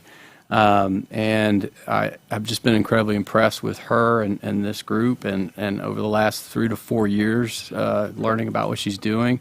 Me and Terry have started Facebook talking, posts, and it's been more than that. She's actually been a critical part of our growth here, and but I think the thing that stands out to me is that, yeah, there can be a lot of corruption in a nonprofit, for-profit. I want to get you a clear answer to your question on that, and I want to, that's part of my job as the board and talking with him. But ultimately, what we want is, we want a ethical school that is giving these students every penny that they pay for, everything and more that they deserve. And I think that's what, in knowing these people and knowing the things, that's what I've come away believing in and being willing to put my name on it and be a part of this, because I do think it's something that Sarasota can really profit from.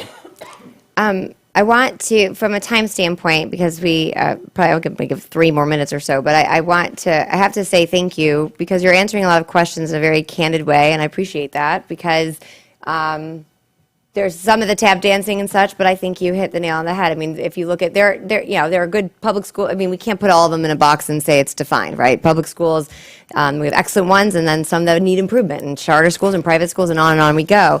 I think you are correct that there are people who definitely took advantage of the charter expansion for financial gain, and I think it put school choice at risk. Yeah. And I think the questions that are being posed are very fair, Right. and it puts us in that position. And I think, again, we could say that, but one bad egg or a couple of bad eggs shouldn't, just like public school or private school, should not break it there. It's outcomes that we care about. So reaching the children and making sure that they have a prospering opportunity from an academic standpoint. So. Can I say something that real quick as a parent is that, if I took my $8,000, which I think now we've been so excited because our governor has given us where we're going to have more choice. Has that gone through? Didn't it? Yes. Go through? Okay.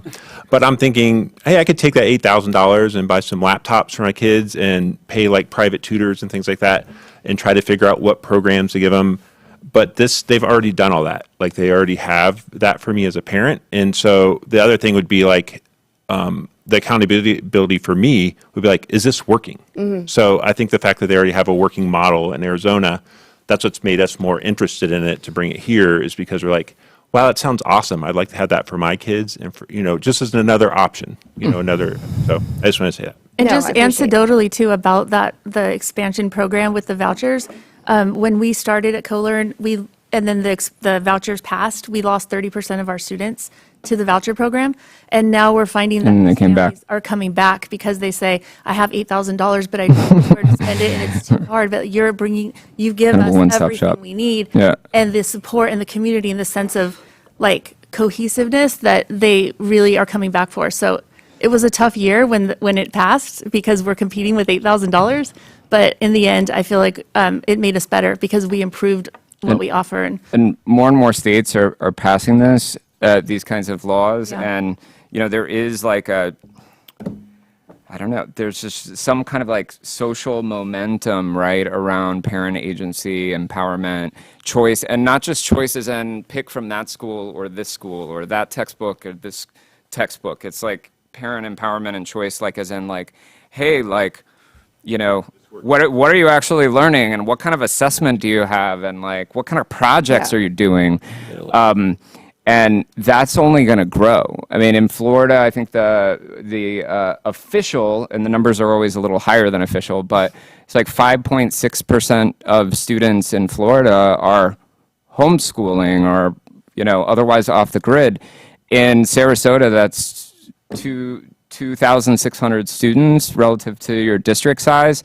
But in Arizona, we actually serve like metro regions, right? So if you expand the metro region, there's, I think it was, what was the number, 28,000? 28,000 students in the like drivable, field trippable metro region that could be served, right? And in terms of,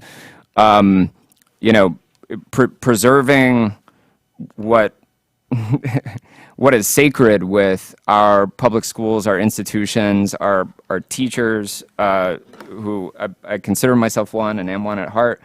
This is going to happen, and it's like, how do we meet this challenge? How do we meet this opportunity? And with homeschooling or unschooling, or what, we like to call it co-learning as like an umbrella term, which parents actually named it after co-working. But let's see, these co-learning families, for the past 20 years, it's like, okay, pass some laws and give them some rights, and then just kind of like, la la la la la, but there's an opportunity to kind of, I don't know, meet. Bridge them all together. Yeah, bridge the best of high quality schools and like these kind of like parent driven innovative approaches. It doesn't have to be, go that way or nothing, right? So I want to give Mrs. Rose, I know she had a question. Yeah. Go ahead. Not a question. Thank you, Madam Chair. A comment. You definitely have a unique niche on how you are approaching online learning, and that's something that we pride ourselves in Sarasota County, that our charters are offering something unique. So for that, I applaud you. There's a lot of components to your program that go far beyond your typical online or virtual. In addition to that, my background is in education, and I'm a strong believer in integrating technology and online opportunities. And like Mr. Edwards, I think we can be a lot more prepared for pieces like a pandemic or the like.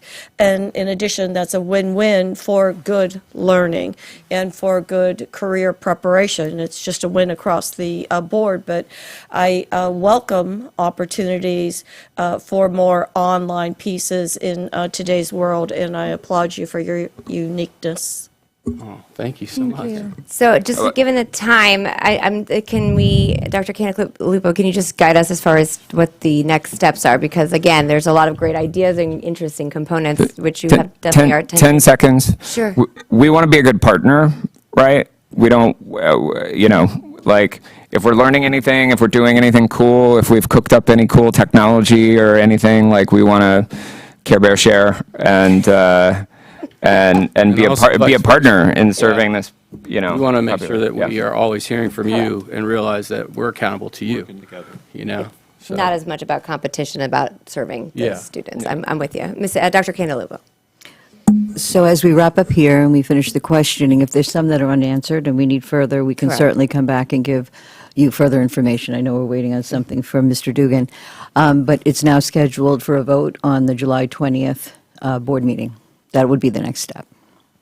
July 20th. Okay, very good. And the capacity interview team did their job well. The 18th, but I was like, oh no, Sorry. we had another board Today's the meeting that I'm 20th. not aware of. No. Mr. Sorry, the Edwards. 18th. 18th. Mr. Edwards? Thank you. My question now is for Dr. Cantalupo or perhaps Ms. Willer. There was a piece that was omitted in the application that I believe you both thought was significant. Can you elaborate on what that is, and can we see what's missing so that we have a chance to review it before the vote? There were a couple of pieces at the time of the write-up, a couple of components that we had requested a few times. We have since received 2 of them. I did, and it was just a timing thing. So we did receive a list of their potential applicants or interested families. We do have that now. I know that's something our board is always interested in seeing. And we did receive a copy of the applicant history worksheet, so we do have that. But in addition to that, there were just some generic concerns about the completeness of the application and the organization of the application. Some of the questions were answered we received answers during the capacity interview, but there were sections, and I'm happy to provide that to you, or I can provide it to them. I would say probably close to 20 little questions that were just unanswered in the model application. So from an organizational standpoint, that was certainly a concern of ours. We did provide them an opportunity to make corrections. They did make some corrections on the first attempt, and then I provided another opportunity, but still some of it was just incomplete. So I'm happy to take direction on that, however you would like that to be handled. Well, we have a month. I mean, I would say dotting I's, crossing T's are very important, especially when we're talking about our responsibility. So thank you for that. If that can be provided to us, and I would certainly ask that be provided to the applicant, but that be taken seriously. Can I get some clarity? Sure. Do these have to be reprinted as hard copies to answer those questions, or can they be done electronically? Or I just know that like one of them was like page numbering, and that was not done correctly, Yeah. and it's just easier to do it Sure. in the e-version than have to print 15 more copies. This would be uncharted numbering. territories as far as asking for additional responses. No, yeah, This is not something we've done traditionally. Okay. But I don't see why we wouldn't be able to. I don't think we need it could be like an addendum to the application. if So that makes again, sense. bear with me one second. Mr. Enos, I know you wanted to make a comment. So let's get to it, since I'm the law enforcement guy. Why would you, if you wanted to come here, would you not be fully and complete in regard to your application? I can answer that. Apply Can to I- sheriff's office. And can I, I can answer that honestly. Not yet, ma'am. Thank Okay. you. I thank you. It's time for us to talk. Dr. Cantalupo. Yes, please. I just want to add something. It's not that we asked once, we asked at least several times, and typically after that is in the law, we can give it back, and then it can come back to us again. And at that point, we're pretty much done. Okay. That is our legal obligation. And please understand that it's not just Millie and I looking at these applications. There was a team of about 12 people looking at the application. Well, I want to get them to you. I just want to know if we need to do it in hard copy or by email. Because Sir, shouldn't you have had the capacity in order to do this before this? yeah, I absolutely. mean, well, then, I understand that you want to get it to us now, but I believe that when you have such a team here and you want to get into the state of Florida, I mean, I could get into this Arizona, and that you pretty much have no data up on the Department of Education Arizona website. So when we really start coming down to this, being thorough, especially to come to a state that you would like to be in and say that you want to come to Sarasota, to be personally honest, is that you should have provided more information that was required, not less. And at this time, I believe with Ms. Wheeler, Dr. Cantalupo, we don't have any requirement in order to get those answers from you. That's true. Because at this point that, you should have supplied it. And I'm not being overly critical, but I just also know that, this is part of the process. Right. And if I don't provide it when I'm trying to make application on employment, they don't contact me 15 times to get that back. So I would just say, if it doesn't happen in the future, I would probably say that it was probably an error of omission on your end, that you did not provide the appropriate documentation as well as the information as required. Because in our state, standards is a lot different than Arizona's. Yeah. Is that we're not there, and as a district, and we're trying to move our third grade reading in order to try to be the number one in the state, is that all of this is all going to be comparable, and in comparison that we need to make sure that we're making the best choices for our students, as well as our faculty, as well as our staff. So I would just to say that, I would leave it up to the rest of the board members in reference to the questions that were omitted, as well as to the staff, and take their recommendation of what statutorily is required. And then we would be able to go from there as just one board member's opinion. No, I would concur, and I'll just leave it for the sake of, again, for time, I'm going to defer to our staff and then the board to determine that. I do think, again, I think that the structure, the idea, the concept is very, very compelling. And I also believe that this district has high standards of expectation, and that has to be illustrated from the get-go, or else we're not going to have successful outcomes from yours. And so that is an unfortunate, very big concern that was raised to us, that there were multiple attempts. And so, if I may, no, and I'm just because of time framing, we go back and forth, but that maybe not the most appropriate venue. At this point, we did do a summary of the application. We had a team, like I said, study it for quite a bit. We deferred back and asked some additional questions. We had a capacity interview to follow up on those questions, and we still felt at the end of it, and our write-up shows that it was incomplete. So, and also, we are concerned, even though, maybe it's not everybody's first thought, but compliance and accountability issues in Florida are very different. That being said, even more importantly, is that we were worried about some of the curriculum elements, and some of the answers were conflicting. You would follow our progression plan, but yet there is multiple ways in order for somebody to get promoted across grades. We discussed that quite a bit. That's just one example. So it wasn't as simple as typos or page numbers. That was not the issue. Okay. If we could deal with that, it was more a little bit of concern about meeting the expectations that Sarasota County has for instruction and learning. So at this point, our recommendation after a thorough review was that it would be denied at this time, and that is not my call. That is what we recommended to the board, and it's written in our summary. But that does not prevent somebody from applying at a later date. And that's again, because our CRC does an amazing job working very, very hard, and I think that the discussion and presentation has intrigued many of us. I think that I'm also a process nerd when it comes to applications such as this and wanting to be consistent with that process. However, that and the laws have changed a bit as far as reapplying, but I can't emphasize enough that having, and Mr. Enos, well taken, that we need to be able to see the best foot forward for all of those, but perhaps given that that has been requested, it may be something you guys need to go back to the drawing board and then resubmit. But I think that usually you guys provide that guidance to us to the applicants, usually that's the guidance I've seen. We do have it on our July 18th agenda, where we'll make a final decision, but if we can at least be provided all of that documentation, the board will do the review and then certainly Absolutely. make our final decision, and or if it's a reevaluation and you guys come back to it with a complete, based on the guidance and notes that were provided, that may be an alternate way, but. Well, To can I just clarify? I'm sorry. I just wanted to clarify. Was that was No, sorry, yeah, and I'll have everything go through me. Okay. To be clear, well, any other follow-up questions, I'll direct to Dr. Cantilupo through that, from an appropriate setup. Dr. Cantilupo, go ahead. Going to ask for further clarification about what documents that you provided, but you can do that at a later date? Or is it just I that think we I asked for what we asked for Yes, the originally? additional pieces that we have received since you received the summary. Perfect. Right. Okay. Yep. So with that, thank you. And then any other outstanding discussions or questions that I trust that you two will be able to support them with those outstanding items. I do very much appreciate your presentation, the information, the work that you put forward. And we look forward to future conversations. Thank you. Thank you.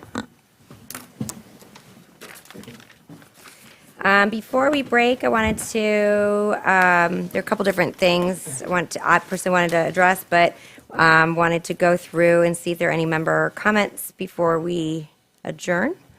Mr. Edwards. Thanks. I know we talked about, there was a topic of attainable, affordable housing. I'm going to remind the board that I still want to talk about that at some point, so that's all. Thank you very much. Mr. Enos. Oh, I'm just going down the line, so I'm calling, even if you didn't have your hand raised. Thank you. Mrs. Marinelli. Thank you, Madam Chair. I just, I know Ms. Jackalone and I worked on the interagency agreements, and I'm just wondering when that is going to be given as a workshop. Tomorrow. Tomorrow? Tomorrow. Tomorrow morning. Hey, wonderful. There you go. Thank you. Okay. Glad we kept, okay. Mrs. Rose?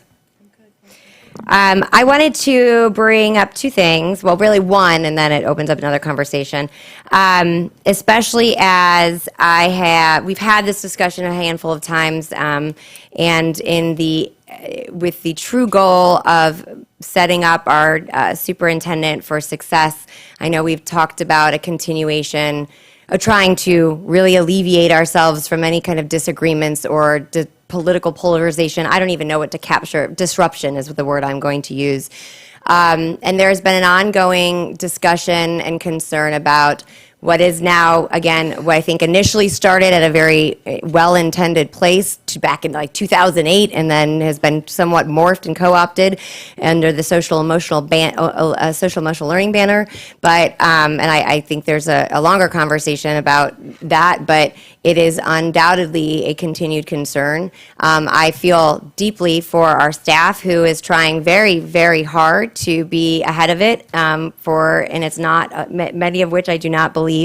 As I've had these conversations, sometimes I use the explanation. I use the example of it feels like it's an ink blob on a napkin that keeps growing and growing, and we just cannot get ahead of it, and it is very frustrating. However, as such, I'm grateful there are a handful of members in our community that don't have any interest in political pontifications or such, but do care deeply for our students, for our district, for our staff, and are very deeply, have invested a lot of time to educate myself, and I think many of the other board members, and I think even from a staff standpoint. As that said, I've taken additional time to research this, and I do have concerns. And instead of constantly having an issue as every contract coming forward or us kind of chasing this ball, I wanted to propose a resolution for Sarasota County Schools that I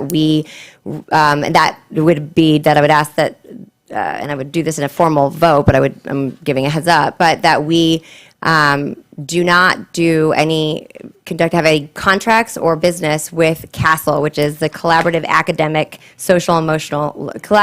Collaborative for Academic Social Emotional Learning. There are a lot of concerns about it. And it continues to be that case. I think that certainly at the state level, there's been attempts to reduce or remove those. However, I find that you'll see that they also are seemingly trying to catch up to that.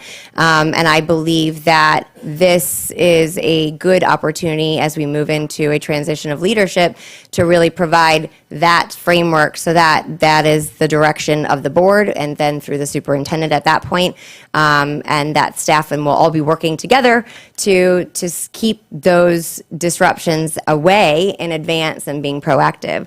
And so my recommendation would be at the evening meeting tonight to make it in a form of a motion to direct the council to draft a resolution that would be in the proper posture from a legal document that would state that Sarasota County Schools will not conduct business or contracts with CASEL or the CASEL framework. So I wanted to provide that if there's any further discussion, but it's something I believe will really help us as we move forward. The final thing I wanted to highlight is, and I'm not bringing it back up but there has been brought to me, and actually it kind of falls well within it, was Vermilion that I know that caused a lot of consternation. I think there's a lot of misinformation out there, but that some board members didn't feel like they had the proper information in advance. I did provide it, but I have no problem doing so again. And if I can just reiterate the reasoning and logic behind it, and I will welcome if there's another organization out there. I have no particular specific attachment to Vermilion. As I mentioned, it's just that we find ourselves in a unique moment in education, and that to discern what it is that is consistently causing problems, and we have to line up that our academic scores are not in the best shape as we constantly have these debates and battles, that having someone to do an audit for not to recommend curriculum, not to change any programs, but to merely highlight some of the areas that align to some of the changes that legislation. But even if we used CASEL as an example, because of its continuous growth and how they acquire more and more vendors, having someone with a eye that was able to flag that so that we are keeping our staff insulated from the firing line and then helping us identify some areas of risk and then leave it to the superintendent to make the appropriate adjustments as they see fit that align with the academic goals of the district. So that's my thought, and I do seek to bring forward a resolution to take action on. Mr. Edwards. I think it's been said several times that a discussion from a workshop into a vote directly into a board meeting sequentially is not to this board's favor, and I would completely not be interested in having this discussion and eclipsing the public some opportunity to be prepared in advance to discuss a resolution such as this. I myself am not 100% prepared to have that discussion because I'd like to know which programs we have that we're currently working with that would fall into that category, and it would take me some time to research and understand, so I'm not real interested in voting on a resolution this evening. Secondly, I kind of feel, and maybe it's not intentional, so I gave my word to the board that I'm trying very hard to stay away from political conversations, but somehow both of these conversations feel somehow in advance of a new superintendent, and I feel that the board should stay out of those kinds of conversations until the superintendent gets here and has an opportunity to listen and learn. I think we've heard that several times, and not be in front of the superintendent. That's my opinion on both of those discussions. Thank you. No, and just to clarify, the resolution, it was only to act that a resolution be drafted, to that same point, to allow each board member to do the proper due diligence as they see fit, but that it be, any resolution would need to be in the proper posture. So the motion would be to direct the chair, the general counsel to bring back a resolution. Finally, as it pertains to the transition, it's actually very intentional to keep the new superintendent out of that, if you will, and really create the guardrails so that it is not so much something that they find themselves right in the middle of. Mrs. Rose. Thank you, Madam Chair. I too would like more specifics on what the resolution actually means, and would very much appreciate a workshop environment to have deeper dialogue before I'm willing to indulge. I feel like knowledge is the basis of which I want to make decisions. When I look at the experiences that we've had with Castle or SEL, I had, particularly with the last meeting, and I believe it was my colleague, Mr. Enos, that said that, the state is approving certain curriculum, and then there are, with validity, I appreciate the input from every community member, is stating that there's Castle in it, and I know that we are a profession of educators that go to great lengths to research what is in our curriculum, the intent and the goals. And I feel like that we need to be very strategic in respecting the professionals and very strategic in how we're defining Castle. What evidence is it? Because when we are initiating things, in contrast to the state having approved them, I feel like we get into territory that does not allow as much common drive in where we're going as a district, as a professional education organization. In addition to that, when I look at a superintendent, and I've had the opportunity of being an instructional leader, this district gave me that opportunity.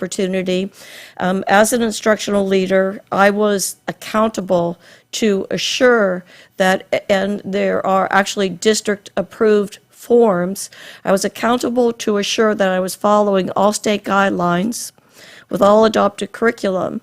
in all of the resources and supplemental curriculum, be it in the core content areas of reading, math, science, and social studies, or in the elective areas, are all required to be developmentally appropriate and aligned in supporting the state standards and benchmarks. So there is a tremendous accountability within a school that actually goes up to the superintendent for us to hold the superintendent accountable. And I'm not saying that there aren't pieces that we can absolutely look at. I'm saying that I want, as one board member, to grow achievement and to become a community that has all agreed on the principles by which we are invoking these pieces. Obviously, there is a lot of valid community input. I'm asking for more dialogue based on the things that I have just shared, and I thank this board for that consideration. Thank you. The challenge I find ourselves is exactly what I'm trying to keep our superintendent out of. Unfortunately, we are finding ourselves out of a bit of time. I can say that we have heard over the course of 2 years issues and that have been proven to cause division and have not proven to be beneficial academically. If anything, I mean, those two things I think are regardless of where people stand, and I think that's the part where I think there is disagreement, and I do respect that. But the part that I do think we do all agree is not wanting to have division and wanting to see the distractions go away so that we can focus on academic achievement. And sadly, there are continuous ties to Castle. I've done my research. I know there's been many, many, many things that have been sent to us as a board. Doing another workshop on it is another continuation, and I'm not opposed to that. I just feel as though this has been discussed publicly and quite a bit. And unfortunately, then we are running into something I was truly trying to insulate this staff and the superintendent from, so that it is a direction from the board as to what we want to stay away from. It's not something I'm coming up in isolation. I certainly did address this with in individual conversations so that they were aware, and was not something that I felt was received any pushback. Mrs. Marinelli. The time that I've been on the board, which is 7 months, Castle and SEL has been brought up continuously. I've worked with and talked with Deb Jackalone and her staff, because that's where a lot of that dialogue was focused.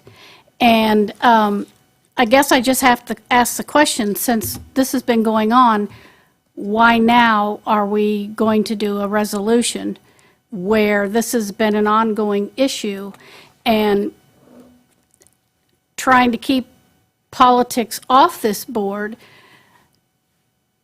For this board member to all of a sudden just have a resolution to be drafted even before our new superintendent starts, I find just a little perplexing. And I'm not saying I'm not against or for the resolution, but I've done a lot of research on Castle and SEL because that's been my primary career in this district.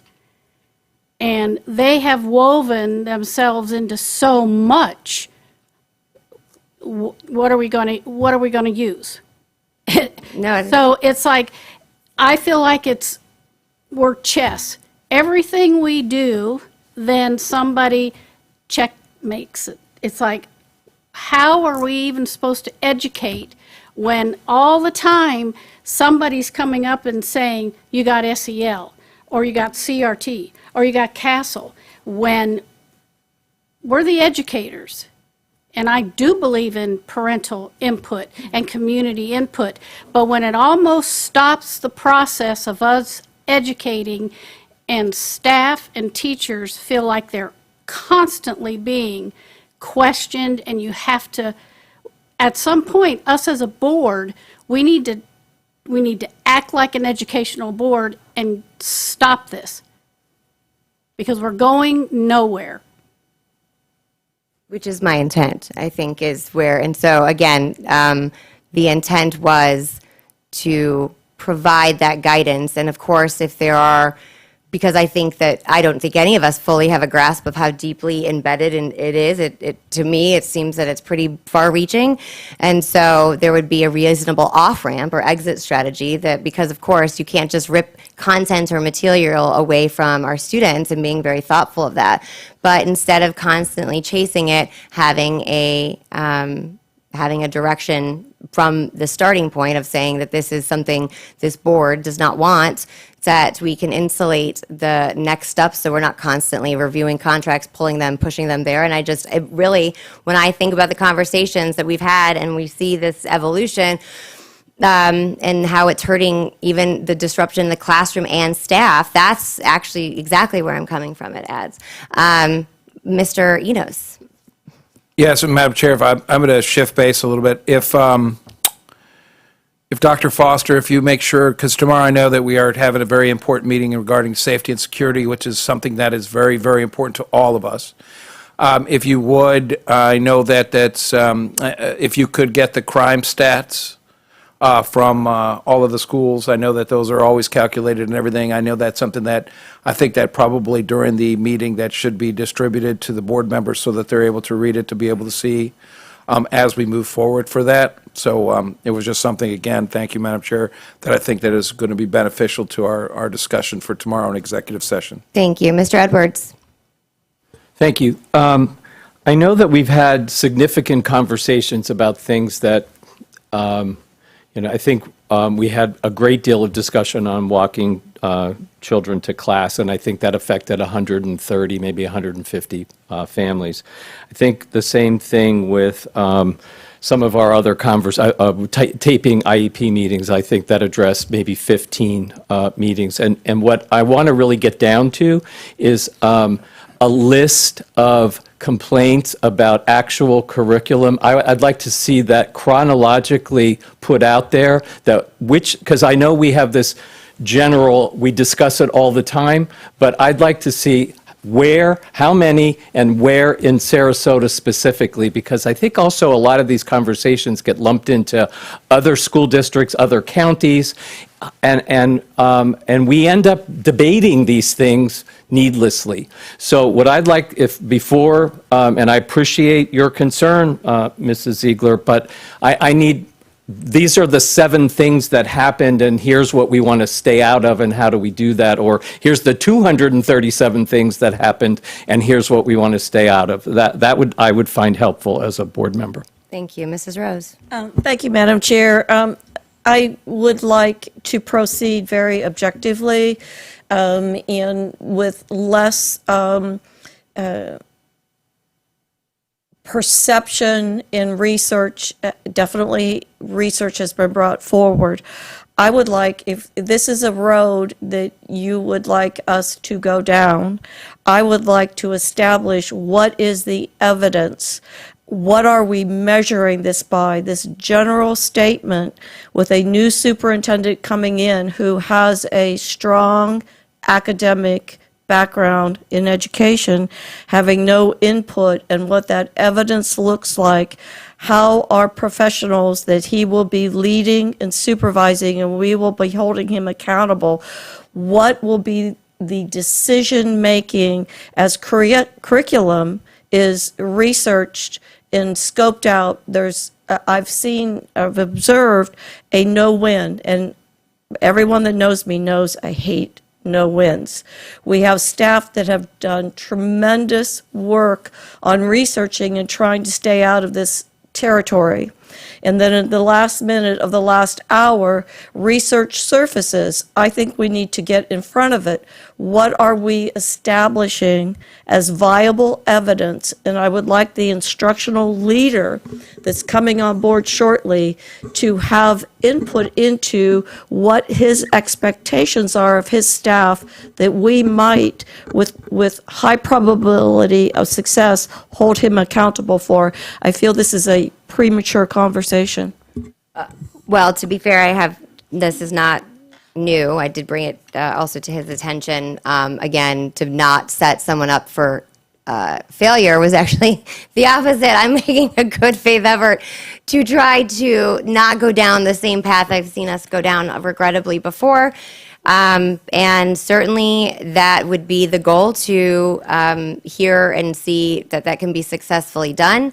I think that's the irony of all of this is we don't know what we don't know, yet we continue to find ourselves faced with it.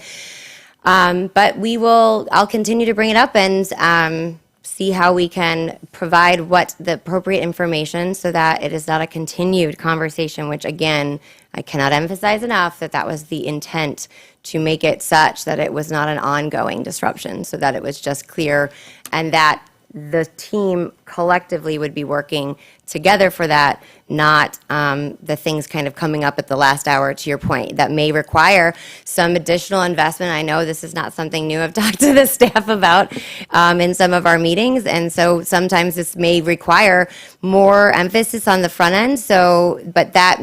But in the end of the day, will end up being less disruption to our students, to our staff, getting them out of the firing squad, and continuing to go back towards building trust with our families versus any kind of perceived mistrust. That was the goal.